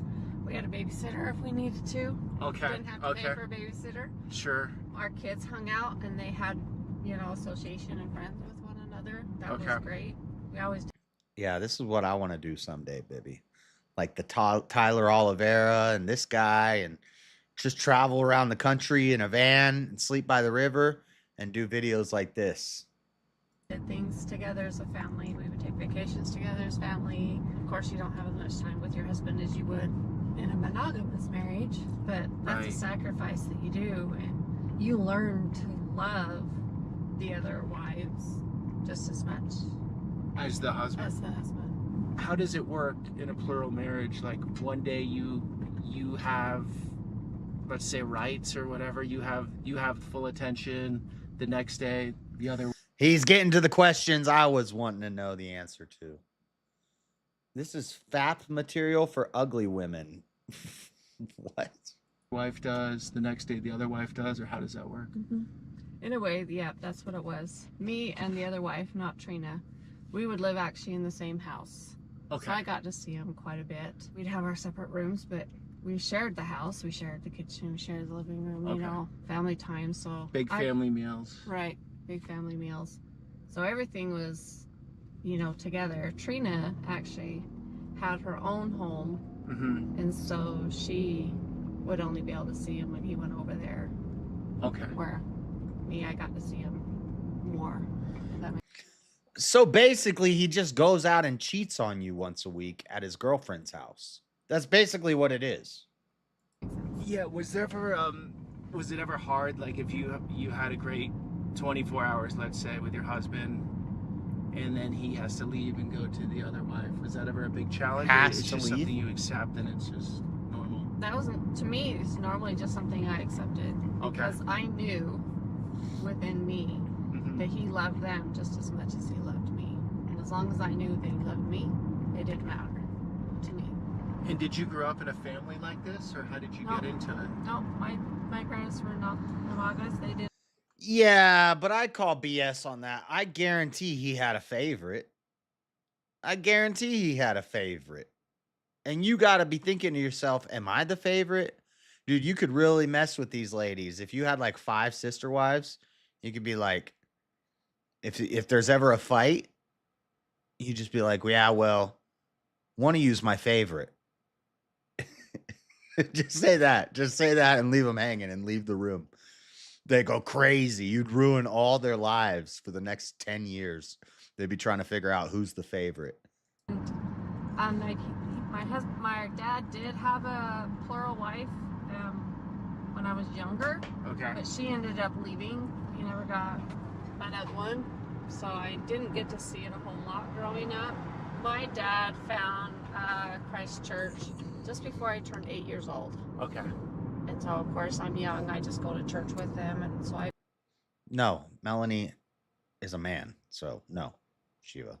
Eventually learned and grew in regards to our church and our religion. I knew that it was, true and is a true principle to live. I got married when I was a teenager. So. What, a teenager? How old? 16. Wow. Okay. Yep. Was it arranged or no? No. You wanted? It was my choice.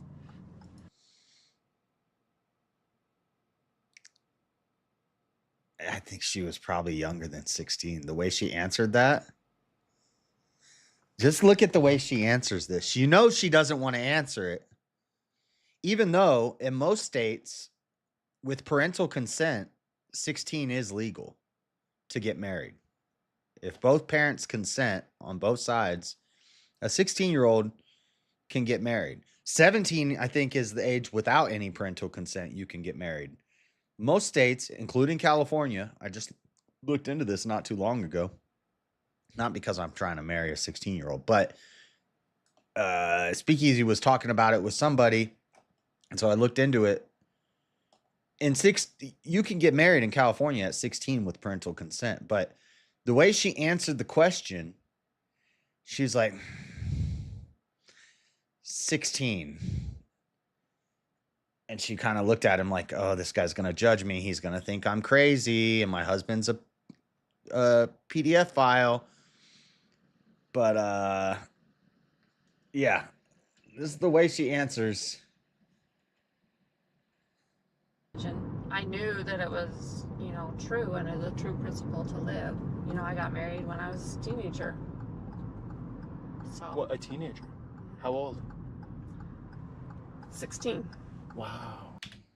Very reserved when she answered that. She didn't want to answer that.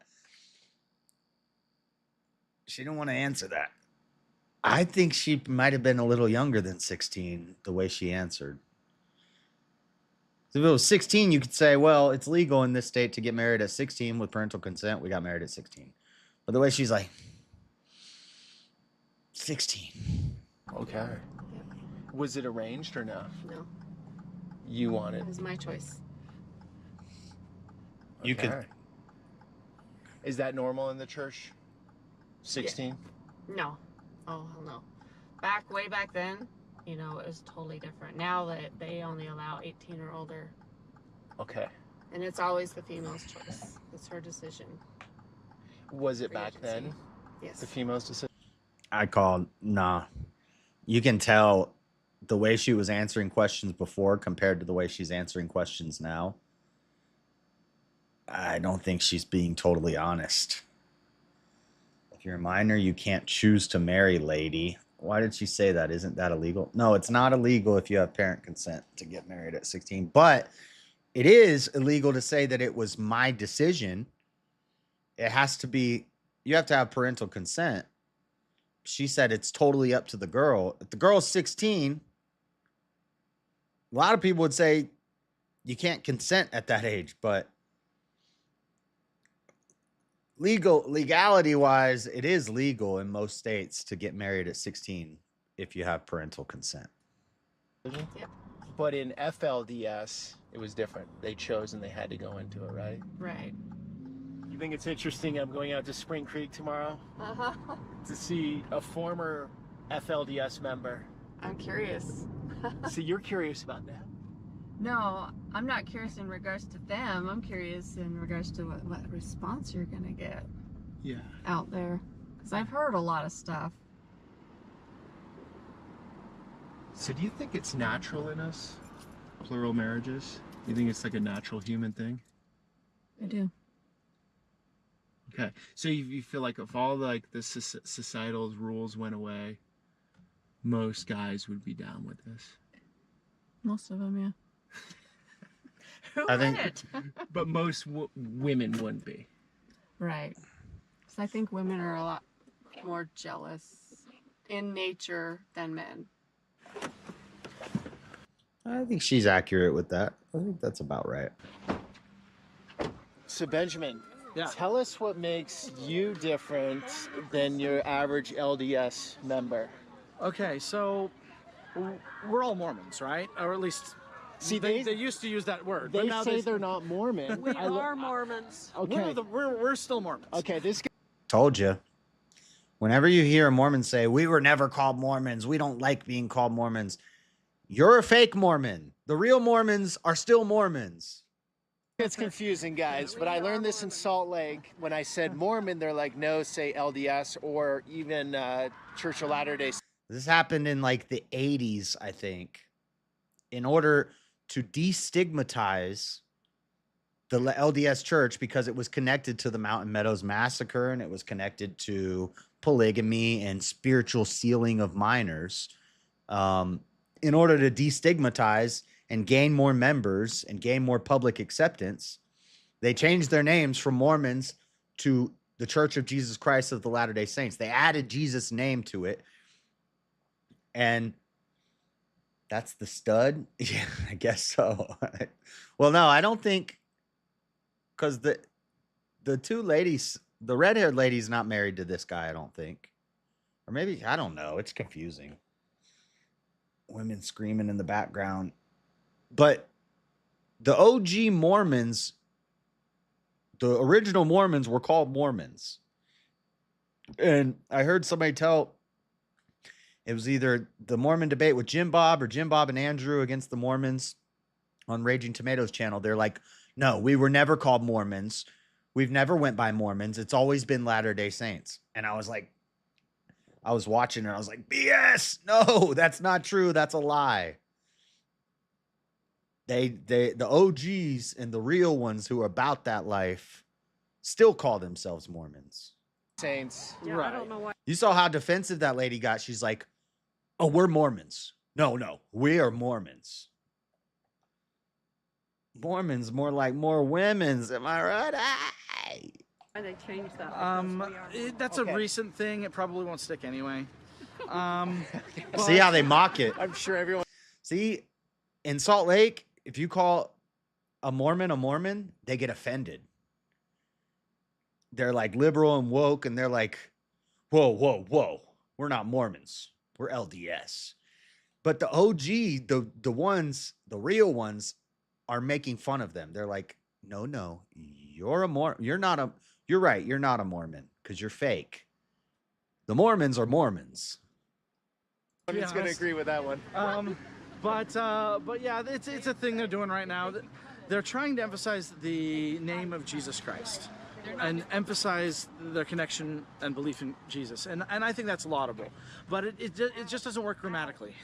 Mormonism is a type of person. It's a type of ethnicity even. It's a type of religious belief.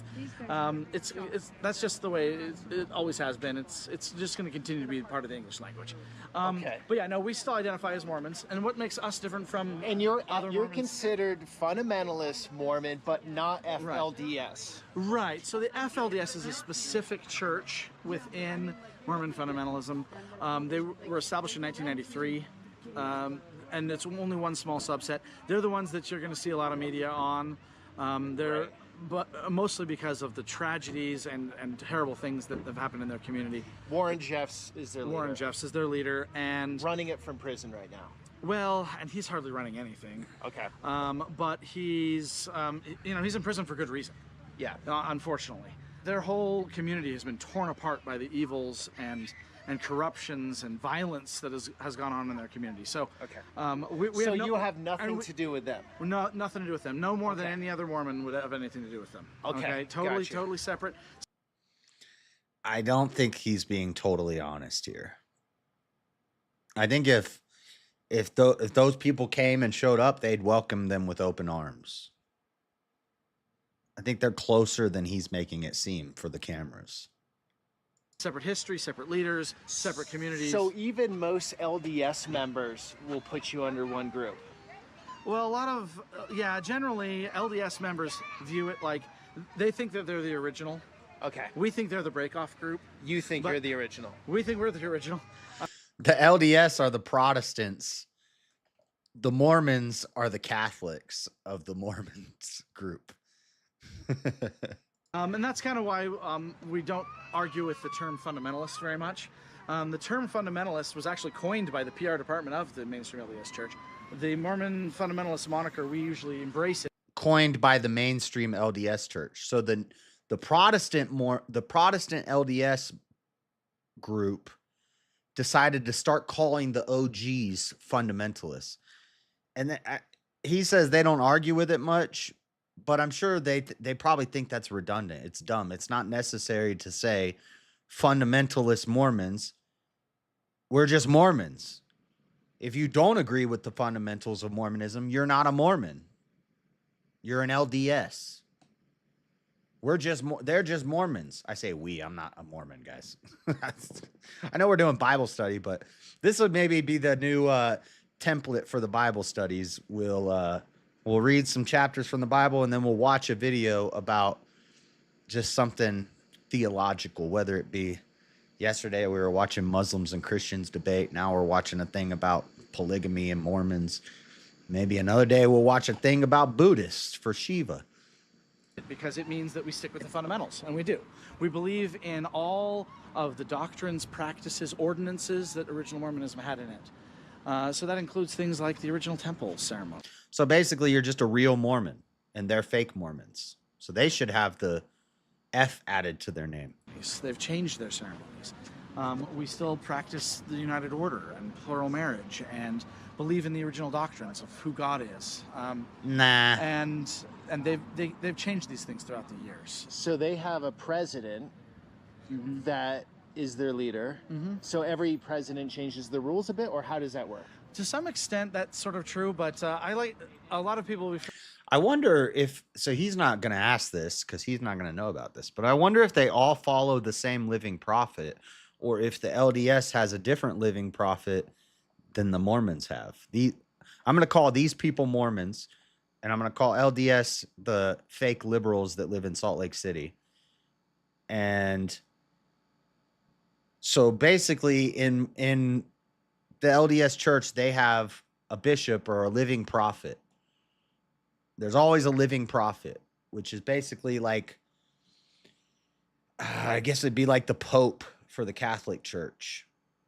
The Mormons have a highest guy, I think he's called a bishop. I'm not sure what he's called, but they call him the living prophet. I wonder if it's the same living prophet for all the different sects. If these guys follow the same living prophet that the Salt Lake City LDS follows. That'd be an interesting question. Familiar with the boiling a frog analogy. They don't change everything all at once. Okay. But over the 200 years of Mormon history, they've changed a lot. Yeah, there's been like 140 amendments to the Book of Mormon in only 200 years. And then they wonder why Bible-thumping Christians have a problem with it. Translations change, but my manuscripts have stayed the same.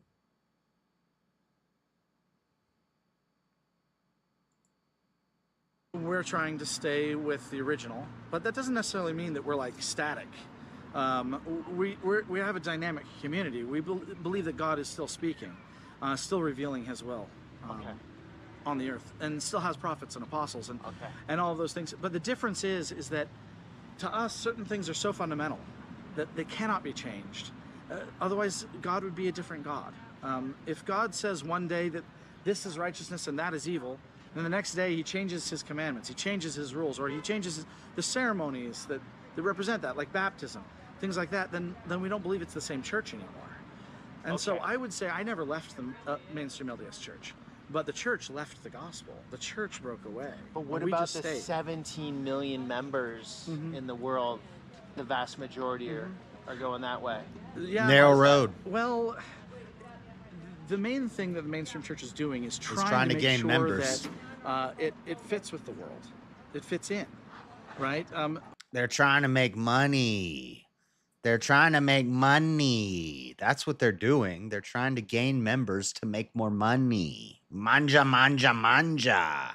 They're trying to be mainstream Christians. They're trying to be like everybody else. That's not, and that's a way to be popular, sure.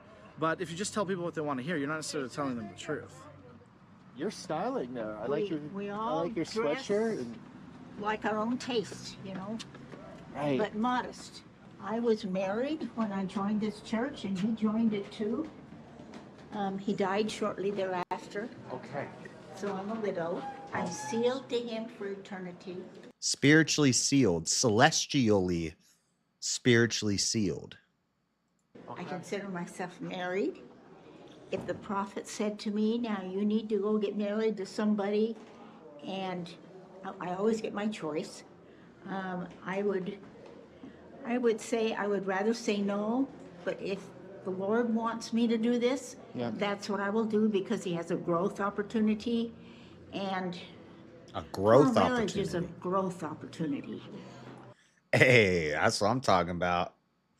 I'm trying to get married so I can have some growth opportunity. You know what I'm talking about? Growth opportunity, but you're not going to have kids now. What do you mean by growth opportunity? I'm 85. Well, patience, learning to love the other wives. So you'd be open to a plural marriage, correct? Or Yes, no? I have a great deal of love. I've had testimony of plural marriage for many years. I married a man who was many years my All right, we can't watch all this. I got to go soon. senior, and I love Marriage between nature and divinity. All these natural processes, like even childbearing, are divine in their nature, divine in their origin. Everything in Mormonism points to this concept of the infinite generations of the gods, that we are divine in our nature. But it's too on the nose for most Christians, and so... This guy looks freaky right now. When he starts talking about the infinite God stuff, he starts looking creepy. They've been doing a lot of backpedaling in the last several decades in the mainstream LDS Church away from stating those ideas too explicitly, because it's viewed as heresy. Of course, as far as we're concerned, that just makes everyone else heretics, right? Because for us, it's fun. It's fundamental. Look at the all-seeing eye. Look at that's creepy. Look at the all-seeing eye above the pulpit. What do y'all think about that? That's kind of creepy, huh? They got the all-seeing eye above the pulpit. Oh, check out the belly. Mama puppety. That's cute. So Benjamin, is your wife showing up today? She's hanging out with her parents in Cedar City, but we can meet up with her. Okay. And how many wives do you have? I have one wife that's with me. I've lost one wife. Oh, I'm sorry. Okay, I didn't know that. My first wife was just... She said she was so open to it. So we got married right here in the St. George Temple. Okay. I remember talking to her about how we were going to live plural marriage. And she's like, yes, I'm on board. I think they're very trepidatious to talk about this because I think it's like federally illegal. No? Am I wrong about that? And all of that stuff.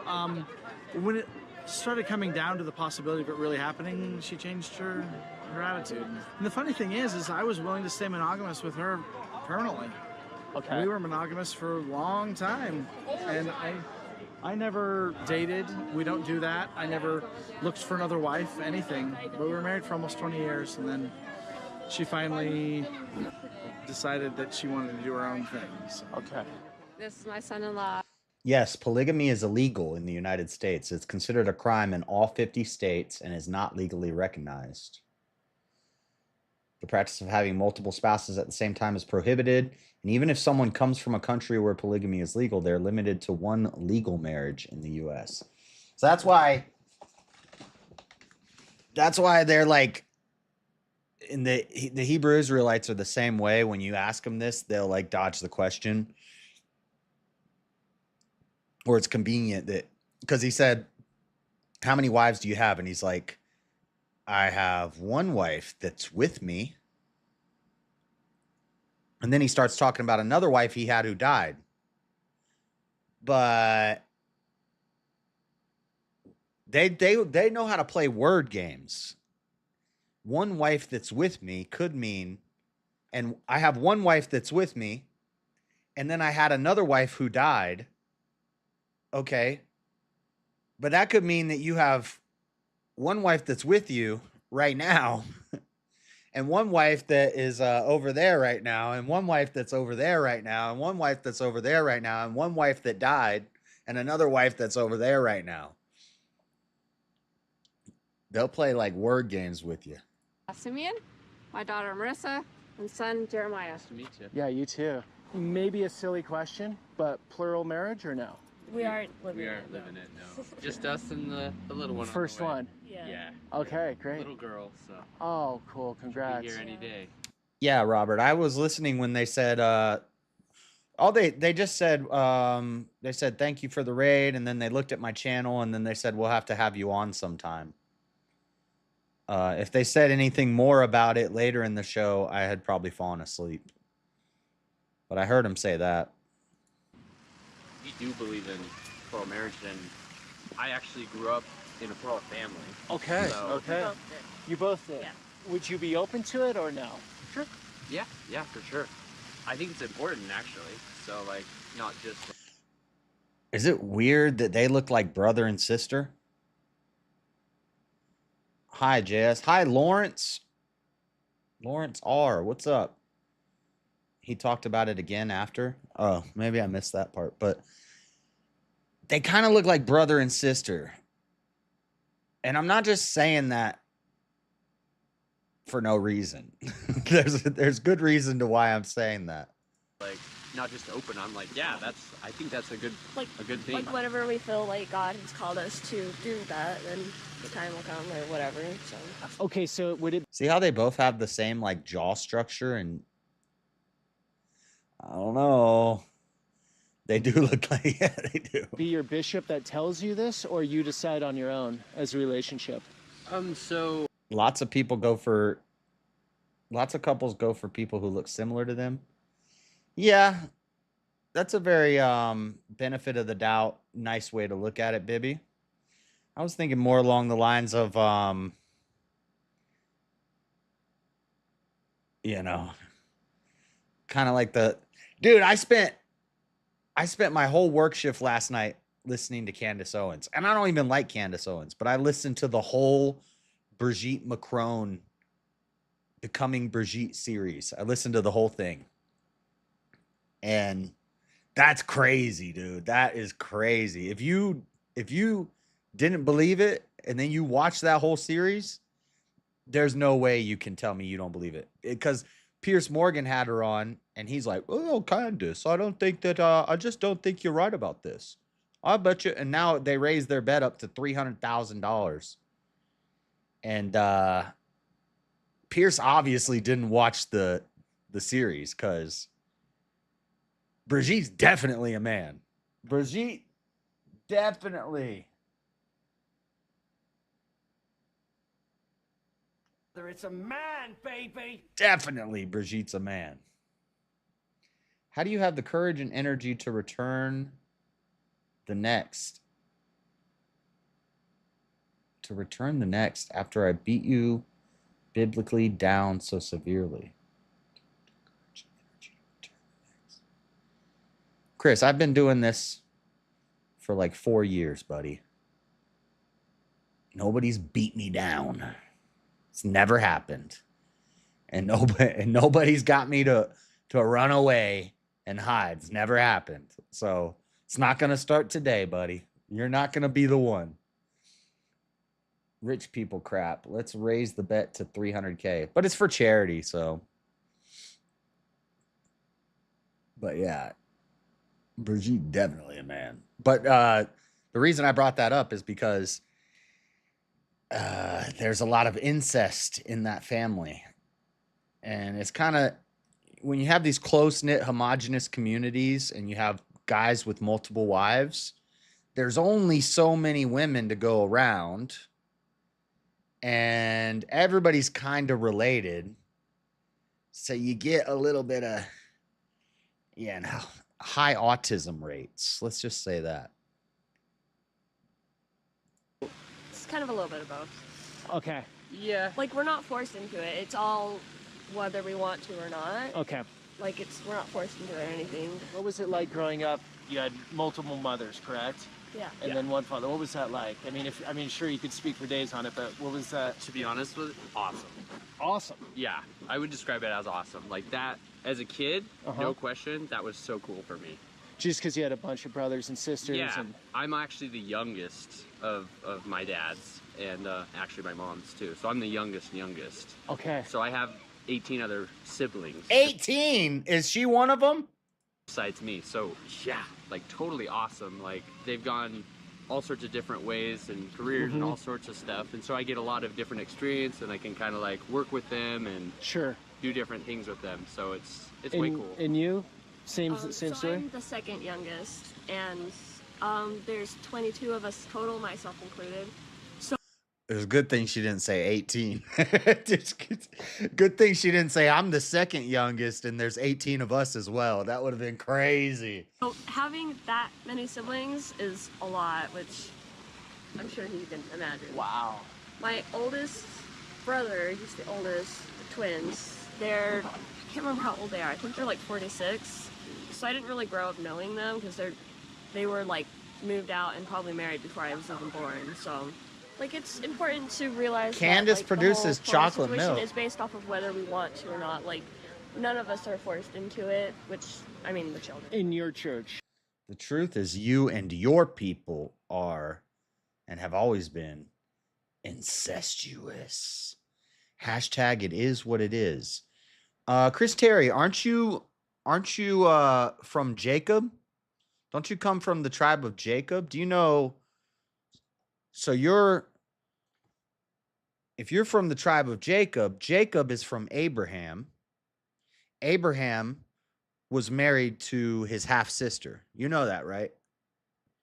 So your people would also be incestuous. Genius. If I came from Esau and you came from Jacob, both of us came from Abraham. Abraham was married to his half sister. So you're an idiot. Yeah, everybody has to consent, basically, and let's say a second wife or whatever comes for the both of us, like, we would both have to say yes, and she had to say yes, and then it would happen. So, like, What if you would say no and you want yes? Or that's just to be determined, like you have to. Good question.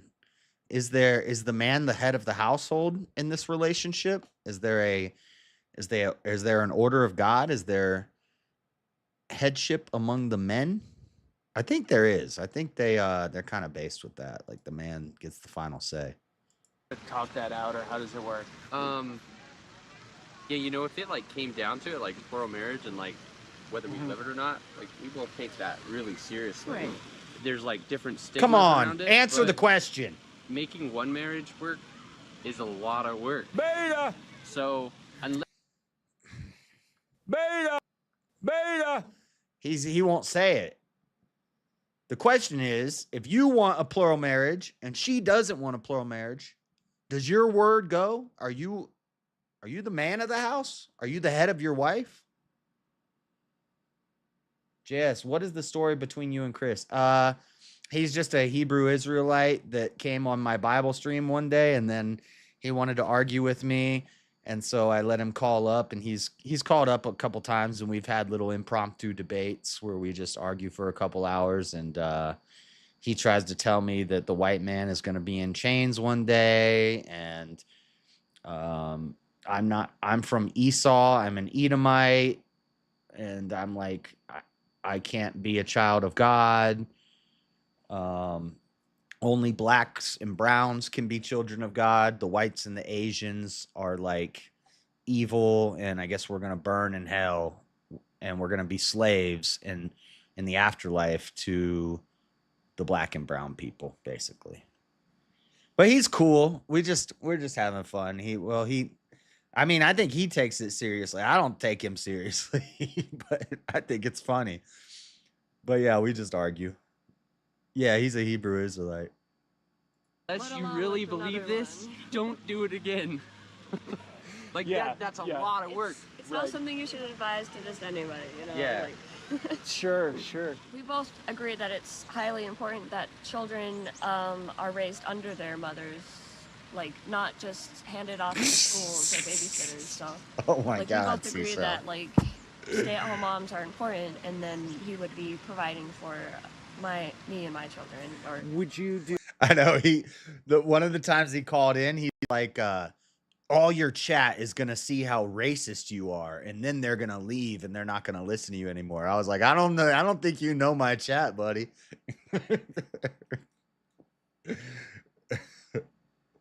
Whoa, hey, Chris, you can't put that in chat. You're in timeout for a minute.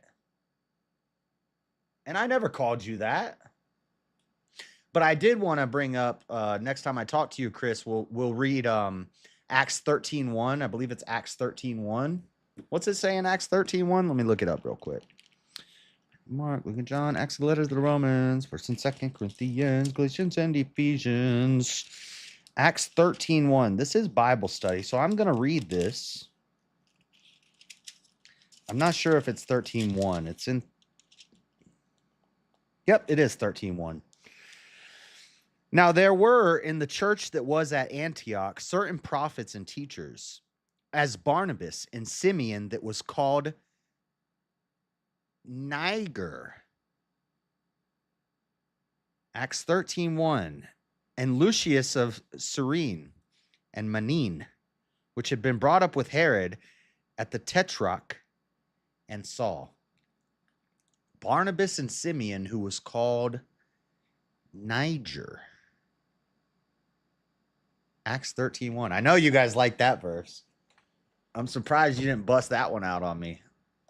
That's from the Bible. I'm reading the Bible. This is Bible study, guys. It just means black. You homeschooling? I would love to. Okay. I was homeschooled for most of my life, so.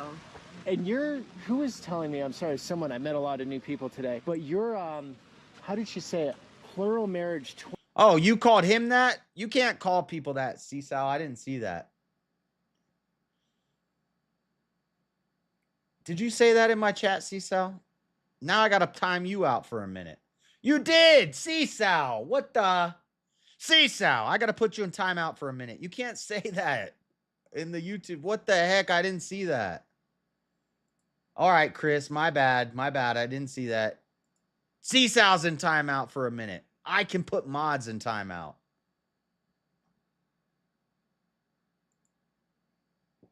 Nick the Anchor Baby said,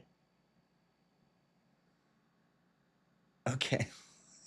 Okay, well, let's not sling around the M word. That goes for both of you. But Chris did not deserve a timeout. Seasal deserved the timeout.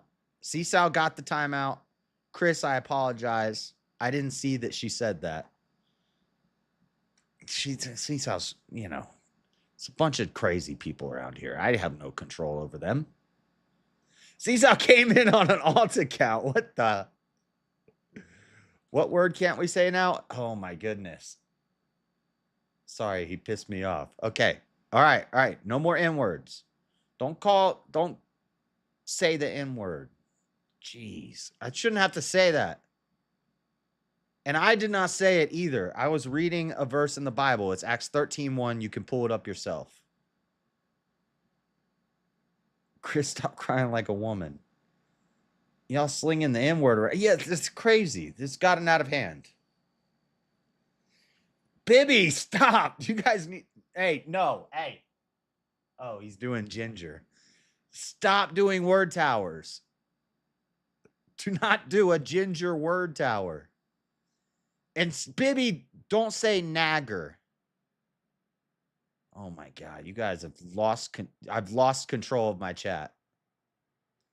Chris comes in here and it all goes. I don't know if I think he left. I think he's mad I timed him out. He's not going to hear that I apologized. Jeremy just deleted the word tower. Oh my God. Stop, Matthew. Gay. Gay. Okay, he's back. Great. I'll need an hour debate. Send the Discord link so I can destroy your Acts 13:1 understanding. We're not doing that today. We'll do that another day.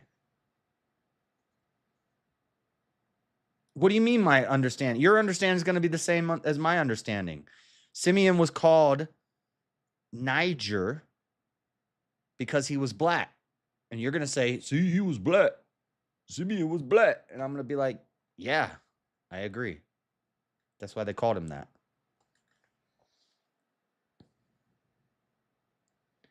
And do you know the origins of that word, Chris? Do you know it comes from the Egyptian NGR? Before they had vowels, it was just NGR. And it just meant black. And then there's Negus, Neegus, which is, I think it's Ethiopian black royalty. It was basically the kings were called the Negus, Neegus, which means black royalty.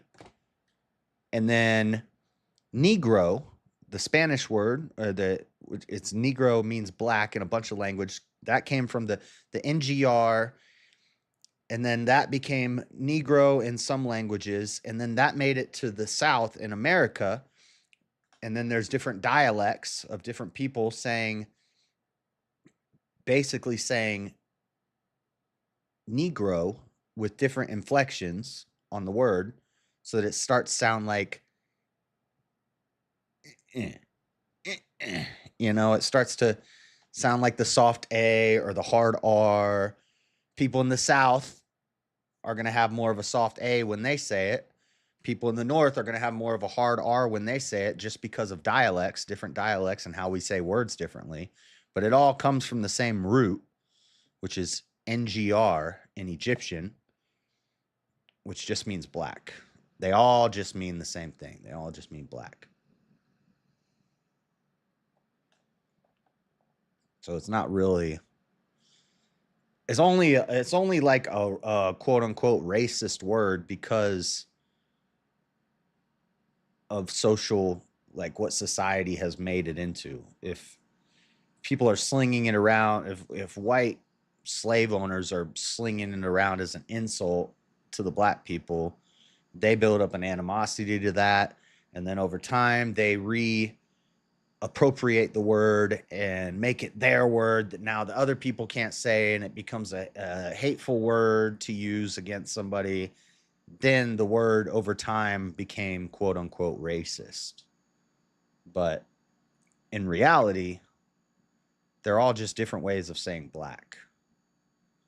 Nobody hurt my feelings. I know you and your chat are racist. I tell you all. No, I just said sorry because I timed you out for saying it, and I didn't see that you were responding to Seesaw saying it first. She's a mod. She's a woman, What do you expect? These dang women. No control. No respect for the man. First it was, then it went,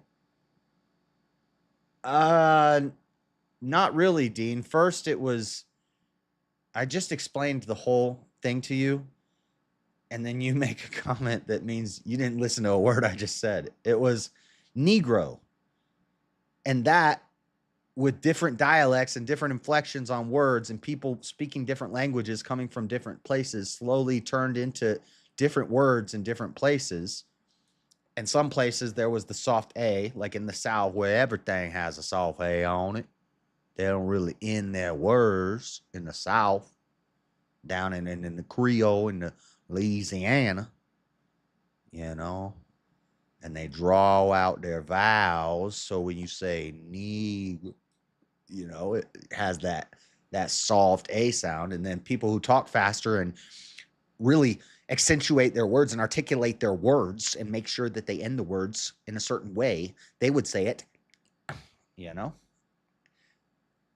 But then over time, they got all mixed up, and one became an insult and one became like a word of brotherhood amongst, I don't know. It's just... Thank you, Lawrence. My chat's lagging. It came in late. Oh. Chris, do you love white people? But no, I'm not racist. I don't believe in that. Now, my chat, on the other hand, I don't know. Make me a mod? That's never going to happen. That's never going to happen. All right. What else we got? What's this guy got? A card shop? This guy got a collectible because he got a Charizard in there? Made soup and sandwiches for gold backs. So back in 2011, basically the government of Utah decided that to make their own money, accept gold and silver as money. A company actually developed this particular product, and it's actually just that amount of gold in a currency form. Several different states have actually authorized it. This is actually a... That's kind of cool. That looks like my gold Trump dollars. I have gold Trump dollars. A Nevada gold back. And so there's gold in the currency. There's actually 1/1000th of 1 ounce in that currency. Okay, so by saying one, that's not $1. That's one what? Yeah, so it's one gold back. It's considered one single gold back. And it sticks to the spot gold price versus yeah, so the dollar? The valuation, you can actually look it up online, goldback.com, and it'll actually tell you what the exact amount of value is with this particular currency. A lot of folks... How much is a gold back worth? Okay, Google. How much is a Mormon gold back worth?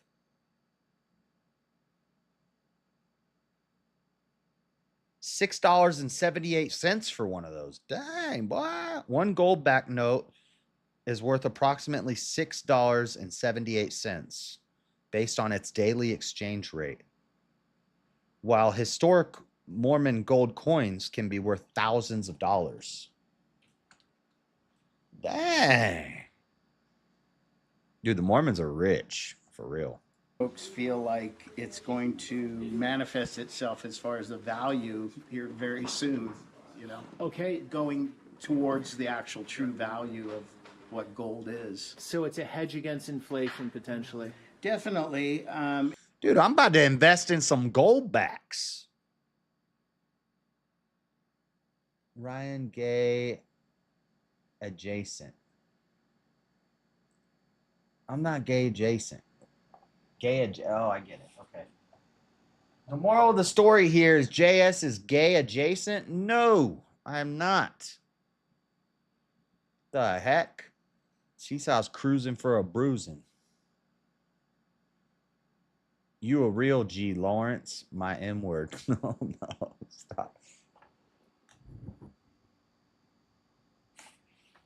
Yeah, Lawrence, I can't really tell by its picture, but he may be an African American man. So this is not a racist channel, okay? It's one of the things that we do here. You know, okay. We're actually gold and silver brokers. So. Okay. Yeah, cool shop you got. That is so cool. Dude, they got a Charizard? Where is this? What is this in the corner? That looks like a sexual deviancy device. What is this hanging in the corner? What the heck is this over here? That's an intimidating little construct right there. Look how much work went into that. That's pretty cool.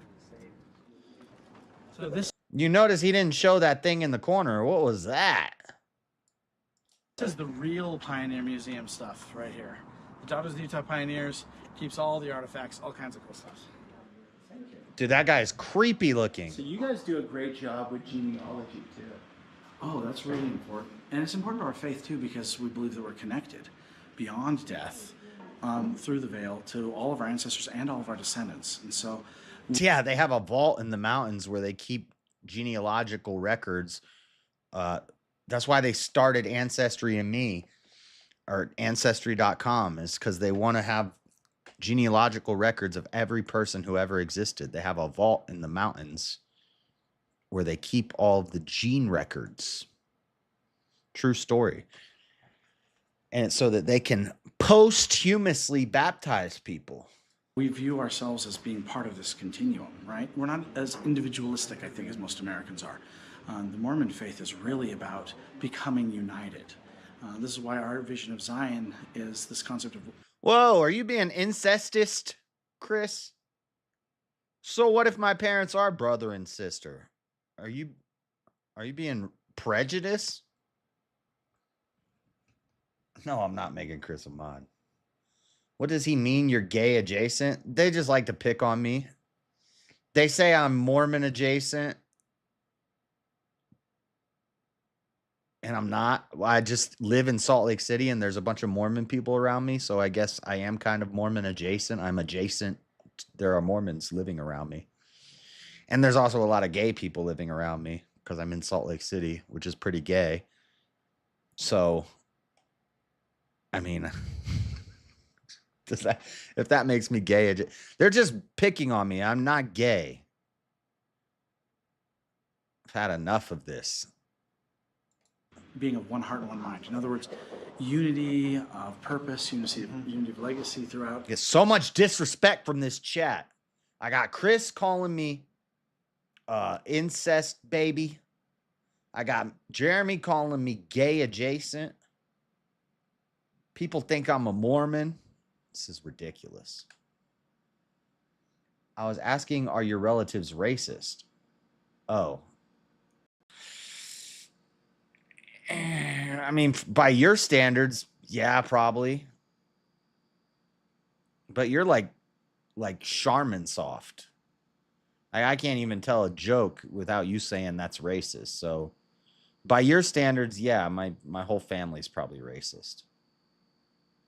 But by the normal person standards, no, we're not racist. My youngest niece lives in Salt Lake too. Her name is Melissa Rotano. She is a professional snowboarder. Nice. Is she single? You know, hook a brother up. Assuming she's a woman. If she's a woman and she's single, let your boy know. Baby, not in front of the lady. Chris is here. What did he say? Oh, Lord. Throughout time, the past, the present, the future, we're trying to build something and change the world. You know, a lot of religions, they look at heaven as like something that's going to happen later after this life. We view our purpose more as we need to make heaven here. We need to build it now. What about the second coming? There's always been a talk of the second coming basically since day one. Oh, yeah. So if you're worried about the second coming, that's some future event, not the now. Actually, quite the opposite. In Mormonism, instead of us viewing the second coming as a Jesus just showing up, like he's coming out of the blue, he's doing all the work, we actually view ourselves as participants. If we build the earth into the type of world in which Jesus would want to live, he will come back to dwell with us. And so it's really, we view it as our duty to create the kind of world, to create the Zion, where Jesus Christ could reign personally. Jeez, Sal. And so we don't believe his second coming is actually going See, to Sal. happen until he has a people to come to. And that's why we believe it's so important for us to continue to live all the laws of the gospel, including plural marriage and building Zion, United Order, and all that stuff. But if society slips, let's say things get worse here, sure, then you're further away from the second coming. Could be, yeah. But it isn't necessarily required that everyone is going to live this way, or everyone's going to live the way of peace. Okay. That's why the Bible is replete with a lot of terrible judgments too that can happen. But okay, I'm getting bored with this. Temple history, Desert alphabet. He spelled it wrong. It's Deseret. Deseret. He spelled it desert. All right, you guys need to calm down. I gotta go. Y'all are crazy. No, my family's not racist, stupid. I'm not racist. Racism's not real. It's just something dumb, weak people cry about and try to,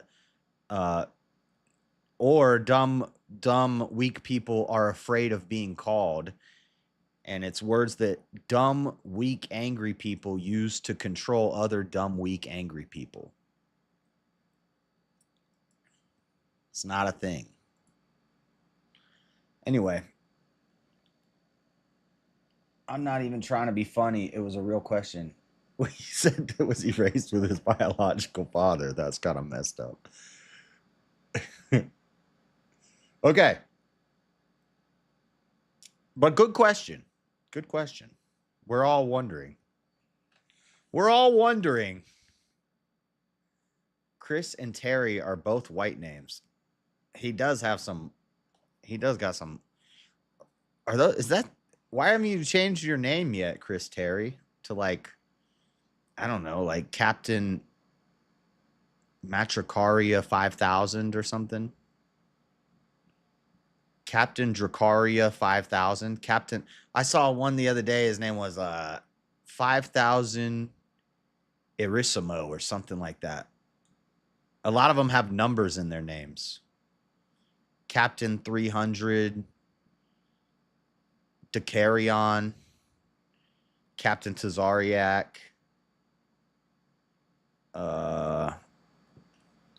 Captain 5000.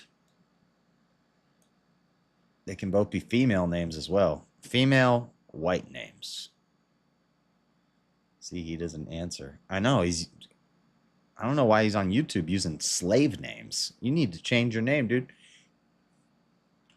You could be like Chris X. You could be Crute. Captain Crute 5000. Chris just sounds like a troll. No, well, no, he's seriously Hebrew Israelite. I've talked to him. He knows his stuff. It's just nonsense, but he knows it.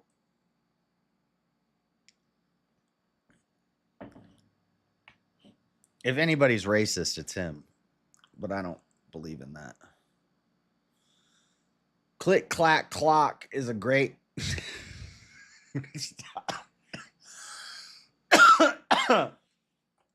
Oh, Lord. Captain Crunch. Captain Dieseltron, 69,000. Captain Dieseltron, 69,000. Change it to Yakub. Yakub. Something with an X in it. Chris X. You could just change it to Muhammad. If you want to go like the Nation of Islam route, you could just change your name to Muhammad Terry. You could change it to Chris X. You could change it to Krute if you want to do like Ye, like how Ye did. Just like shorten your names. Krute. Krite.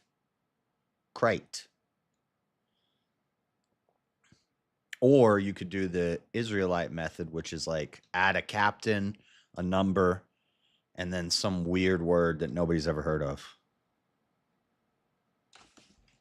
Or you could do it like the Aboriginal way, and you could be like Shaka Tulu.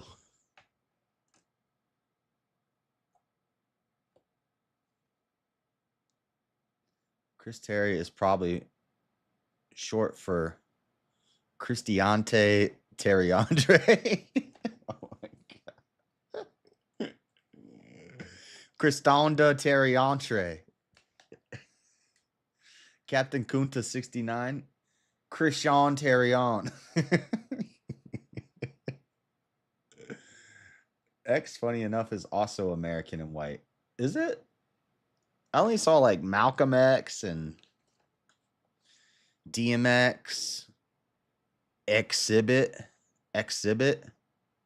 DMX, Malcolm X. That's all I can think of. There's a white guy in wrestling called X-Pac.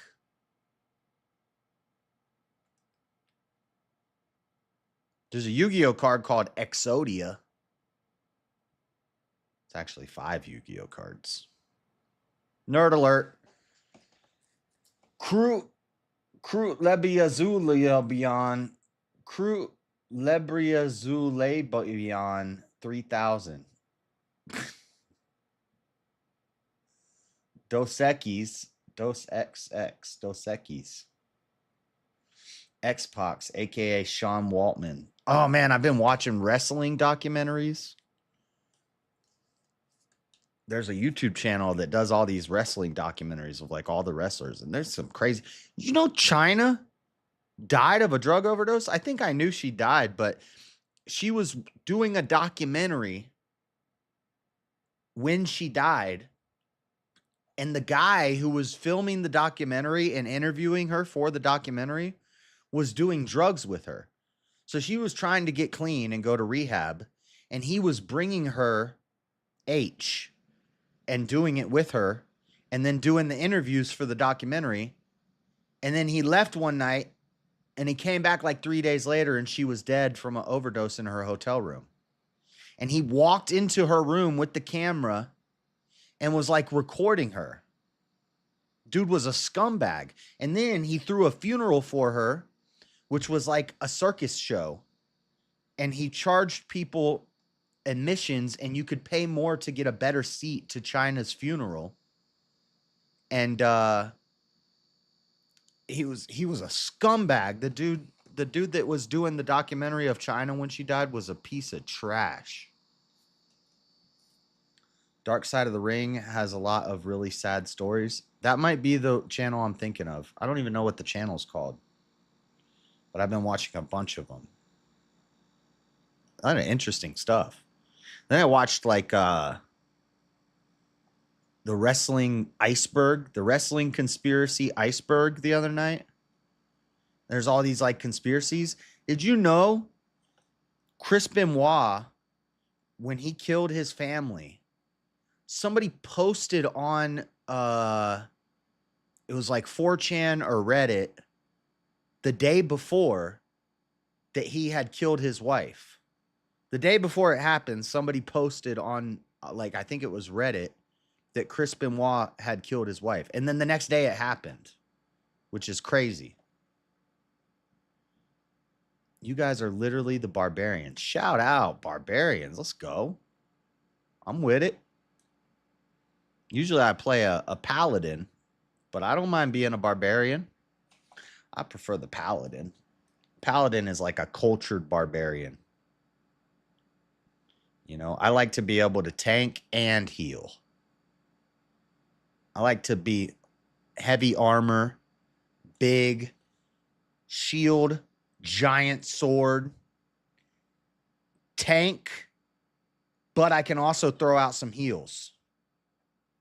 The best of both worlds. So I'd say I'm more of a paladin than a barbarian. But, you know, I could play a barbarian too. True Savages. True Savages. Shout out to True Savages. What was that from? That was, I remember, Bibby. Who said that, Bibby? Somebody said, it was Nick Cannon. Nick Cannon said white people are the true savages. And then I was like, let's go. We're going to rock that name. We're going to start going by True Savages from now on. JS, do you play any of the Final Fantasy games? I play all the Final Fantasy games. I love Final Fantasy. Right now, I only have 15, which I haven't beat yet. I want to get 16. It's on my wish list. Now that I have a new computer, I can play 16 finally. I never got it before because it probably wouldn't run on my laptop, but now I got this. So here, eventually, we're going to get 16 and play that. But, and then I have 14, but when I got the new computer, I can't remember my login information for 14. So I don't think I can get my free account back, and they're not doing the free accounts anymore. And I don't want to pay for it monthly. Barbarian just means people outside of Rome, so you'd be one too. Yeah, well, I wouldn't expect him to know any of that. You know, he just throws words around. My favorite is Final Fantasy 4 and 6. Actually, what's on my list right now is Rebirth and Final Fantasy 7, the remake and the Rebirth or whatever, the two remake games of Final Fantasy 7. There's a third one coming out. I want to play those. They said the second one was like Game of the Year candidate. Really, really, really good, they said. So I want to play those, and I want to play 16. Those are on my wish list. But I've never played. I think I used to have 1, 2, and 3 on my cell phone, and I beat 1, 2, and 3 on my cell phone. And I beat 7. Actually, I don't think I ever beat 7. It had 3 discs. I think I made it through disc 2. And then I don't think I ever beat 9 either. It had 4 discs, and I think I got to disc 3. So I never beat 7 and 9. Make us laugh more. Josh, you ever played Defiance? I just saw they brought it back online. I re-downloaded it yesterday. Never heard of it. Juggling on a unicycle. What? What does that even mean? Just remember, Euro, caveman, knuckle crawler, Neanderthal. Okay. That makes a lot of sense. That's really deep. That's deep. You should go watch my Monday night show episode that I did about ancient Neanderthal fossils are actually ancient biblical human beings fossils. And I went through the science, how the skeletons develop. We looked at the quote unquote Neanderthal fossils. And my thesis is the Neanderthal fossils that they say are Neanderthals, those are actually fossils from when humans used to live to be 900 years old in the Bible. Because the people say, well, the Bible says people used to live to be 900 years old. That's crazy. My brother couldn't believe when I told him that I actually took that literally. I was like, yeah, I think people actually used to live to be 900 years old. And he's like, you're an idiot. I was like, I'm not an idiot, but anyway, so people will say, if people used to live to be 900 years old back in like, you know, pre-flood, then why haven't we found any fossils of humans that were 900 that had lived to be 900 years old? What would that look like? I argue that we have found those fossils. They're the things that we call Neanderthal fossils. And I'm not going to do it for you here now. You can go find the episode that I talked about it. The thumbnail will have 2 skeletons on it. It has a Neanderthal skeleton and a human skeleton on the thumbnail. Oh, camera's following me now. Come here.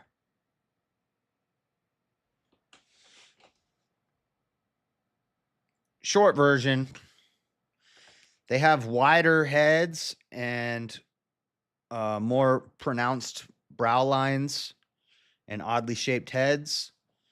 They have wider hips, and they have shorter spines, and the rib cage is closer to the hips on Neanderthal skeletons. And then I went through the science that says that our skeleton parts of our skeleton will fully develop and then it will stop developing.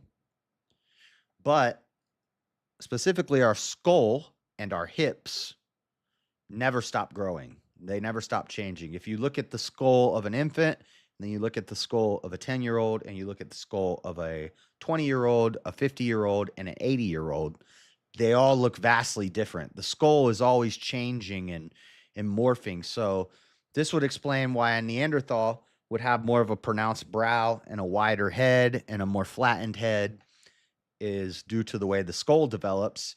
If a skull continued to develop for 900 years, what would it look like? It would look like a Neanderthal skull. Then the widening of the hips. If you look at a Neanderthal skeleton compared to a normal skeleton, their pelvic bone, their pelvis is much wider and flatter. Well, the flattening comes from 900 years of gravity pulling down on you. The widening is what the hips do over time. Now, our hips don't get crazy wide because we die by the time, we're 75, 80, 90. We die. But if we live to be 900 years old, our hips would look, our pelvis bone, our hips on our pelvis bone would look like a Neanderthal's pelvis bone. Last, the spine of the Neanderthal has wider, what are they called? Vertebra. Larger and flatter vertebrae. That would be from 900 years of gravity. Again, gravity, spinal compression. Even in a person's lifetime, you'll see their back will start to hunch over as they get older, and once you get to a certain age, you'll actually get shorter. It's because your spine is compressing throughout your whole life, and gravity's constantly pulling you down, and your spine is compressing. So if you extrapolate that to 900 years, your spine, the spine of a 900-year-old human, and the pelvis of a 900-year-old human, and the skull of a 900-year-old human would look like a Neanderthal skeleton. Boom!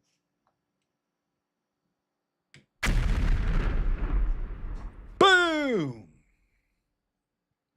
So there's no such thing as Neanderthals. Neanderthals are just biblical ancient humans, pre-flood. 900-year-old humans, like Methuselah. Facts. It's proven. I proved it. Undeniable. Facts. That's nonsense. Why do you think conclusively and consistently Euros have Neanderthal DNA? I don't believe in DNA. DNA's made up. It's not real. You're an idiot.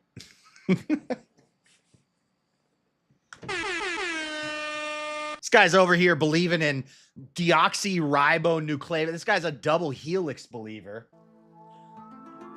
The double helix.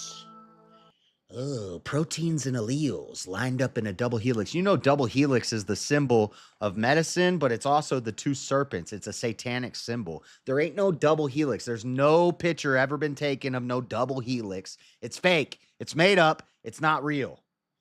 All DNA is good record keeping.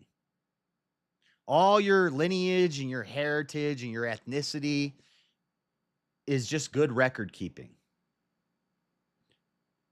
What do you think they like? Forensic investigators. What do you think they go to a crime scene and they find a hair and they put it under a camera and they're like, look at this double helix. We know who this is. No, it's good record keeping. They're comparing genetic markers, which they call DNA, but I just call it freaking like Morse code for humans. They say, well, that's DNA, Josh. It's not. I'm denying the double helix. Ain't no dang double helix, Chris. DNA's fake.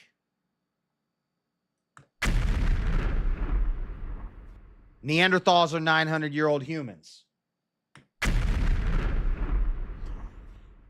And Christians riding on dinosaurs built the pyramids. And nukes aren't real.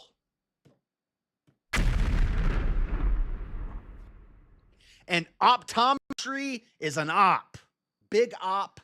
Glasses aren't real. It's a trick. They're making you dependent on wearing glasses. And what's the thing you got to use the inhaler? Asthma? Asthma's not real either. Stop being a bitch. Sorry, this is a Bible stream. I'm not supposed to cuss, but I cussed. And what else? Allergies are so not real. Anything else? Shall I go on?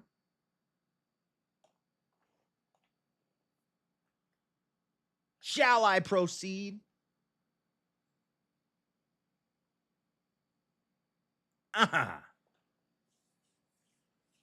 That's right.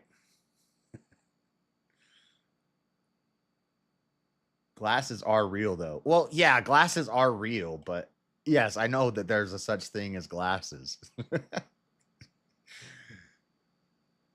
You think you and I have the same nature? I don't make salvific claims, so I would say your nature is either of your father God or your father Satan. But I can't see your heart, so I don't know. Dinosaurs aren't real.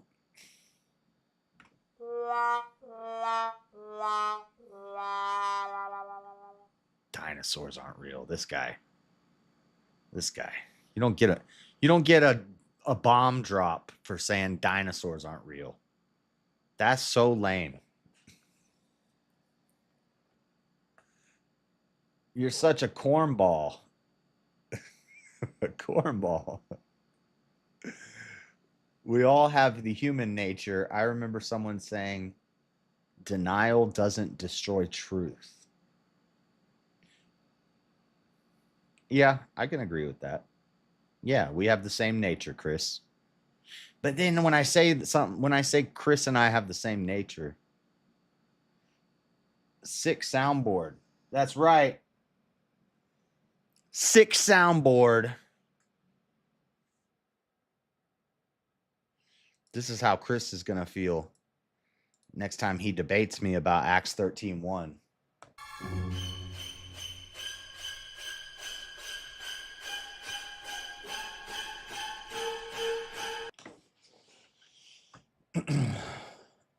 Only state college shills can find dinosaur bones. Come on. Nuh-uh. There was like a little girl that found a dinosaur bone. They just found some dinosaur bones nearby here. Come on now. That's crazy. You need to watch some Ken Ham videos, Matthew. Ken Ham is the GOAT. Maybe we'll do that next time. We'll watch Ken Ham's video about how pre-flood men of God built the pyramids, not the Egyptians. With dinosaurs. He doesn't say dinosaurs, but I think he knows the truth. They're always CIA shills. You think Ken Ham, who's doing time in prison right now for evading his taxes and beating his wife, is a CIA shill? Because he's like the OG of dinos. And he's Christian. He's like biblical literalist Christian. You got to dig deep. He built Dino World in Florida. I went on a field trip there when I was a kid.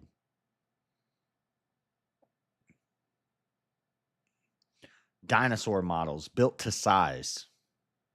Scale dinosaur models. He had dinosaur bones. You got to dig deep to hit the dinos. So you supposedly intelligent people think black and white people have the same nature, body, mind, soul, and spirit. Well, like what Elder Lion's argument was, it was kind of going to be my argument at first, which is we have a human nature. But I would amend that and I would say we have our nature is of our Father, and our Father is either God or Satan. But no two people have the same mind, soul, and spirit and body. So no, but there's a Dino World. Yeah, it's Ken Ham's theme park. It's in Florida. There's a bunch of them. You think they don't eat their own? It's a CIA show, and she and her CIA show got put in. See, her and her CIA show Epstein got put in. You think they don't eat their own?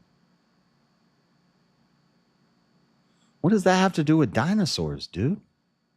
You think Ghislaine and Epstein are archaeologists? What do you think? They're out there digging up fossils? What are you talking about? Dino World is a cult, guys. No, it's not. It's a theme park in Florida. What are you talking about?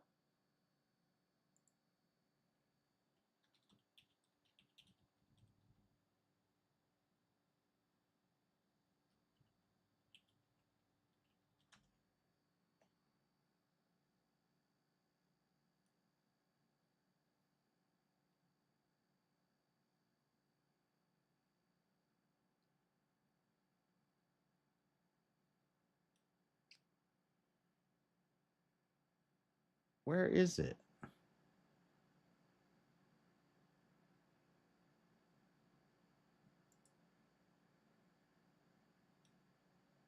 Dinosaur World in Kentucky. I'm looking for the one in Florida. Well, I guess he's also got the Ark Museum. Look at this. Maybe the one in Florida is not open anymore. Maybe he moved it to Kentucky. But look at this.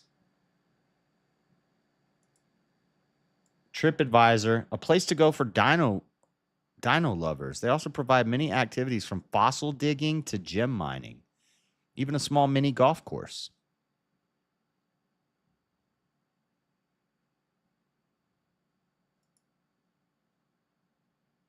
Look at that. That's a behemoth. That's what built the pyramids, guys.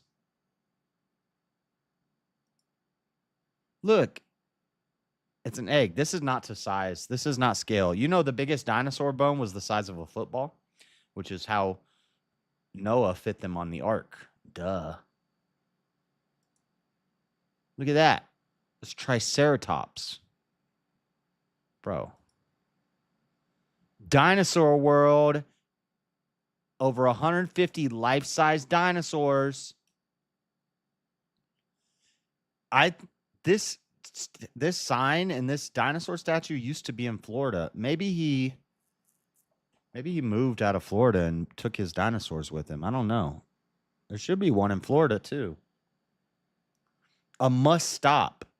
If you have ever seen the huge dinosaur along the side of the road and haven't stopped, you're missing out. Dinosaur Park is amazing and fun for all ages, where the kids dig in the dirt and find fossils that they're allowed to keep. Look at that. They're not archaeologists, CIA shills.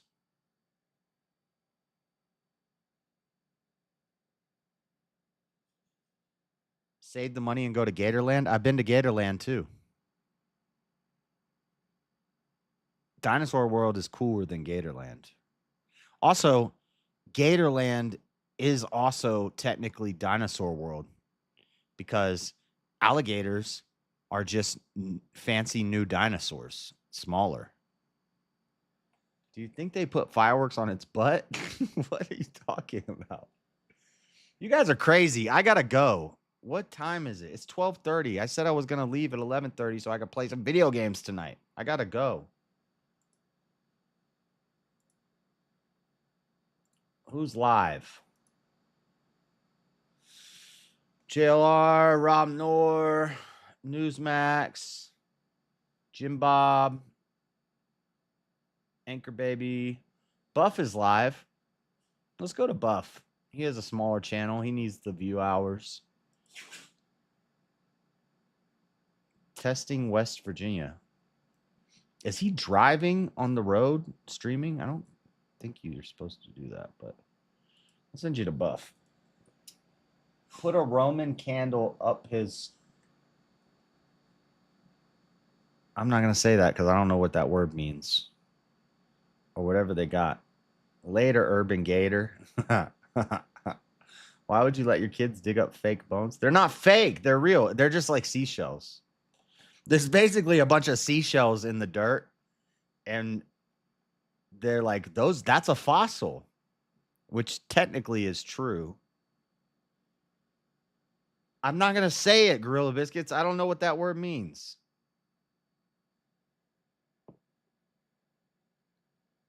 I can say it. Spelling it real slow isn't going to... Cloaca. What is that? What did I just say? Did I just say something gross? All right, guys. Oh, my gosh. Crocodiles have it? Oh, I put my thumb in his cloaca to find out if he's a girl or a boy. This Sheila here, we don't know if it's a girl or a boy. The way we figure out is we stick our thumb in its cloaca. Is that what you're talking about? I know what you're talking about. Women make great archaeologists due to their natural ability to dig up the past. All right, guys. Have a good one. Hopefully I wake up in time to play some Dying Light tonight. But I will see you either tonight or if not, tomorrow morning. God bless. Thank you guys for hanging out for this craziness. It got crazy there. This is Bible study, and we got a little... Well, we've stuck pretty much to theological things, right?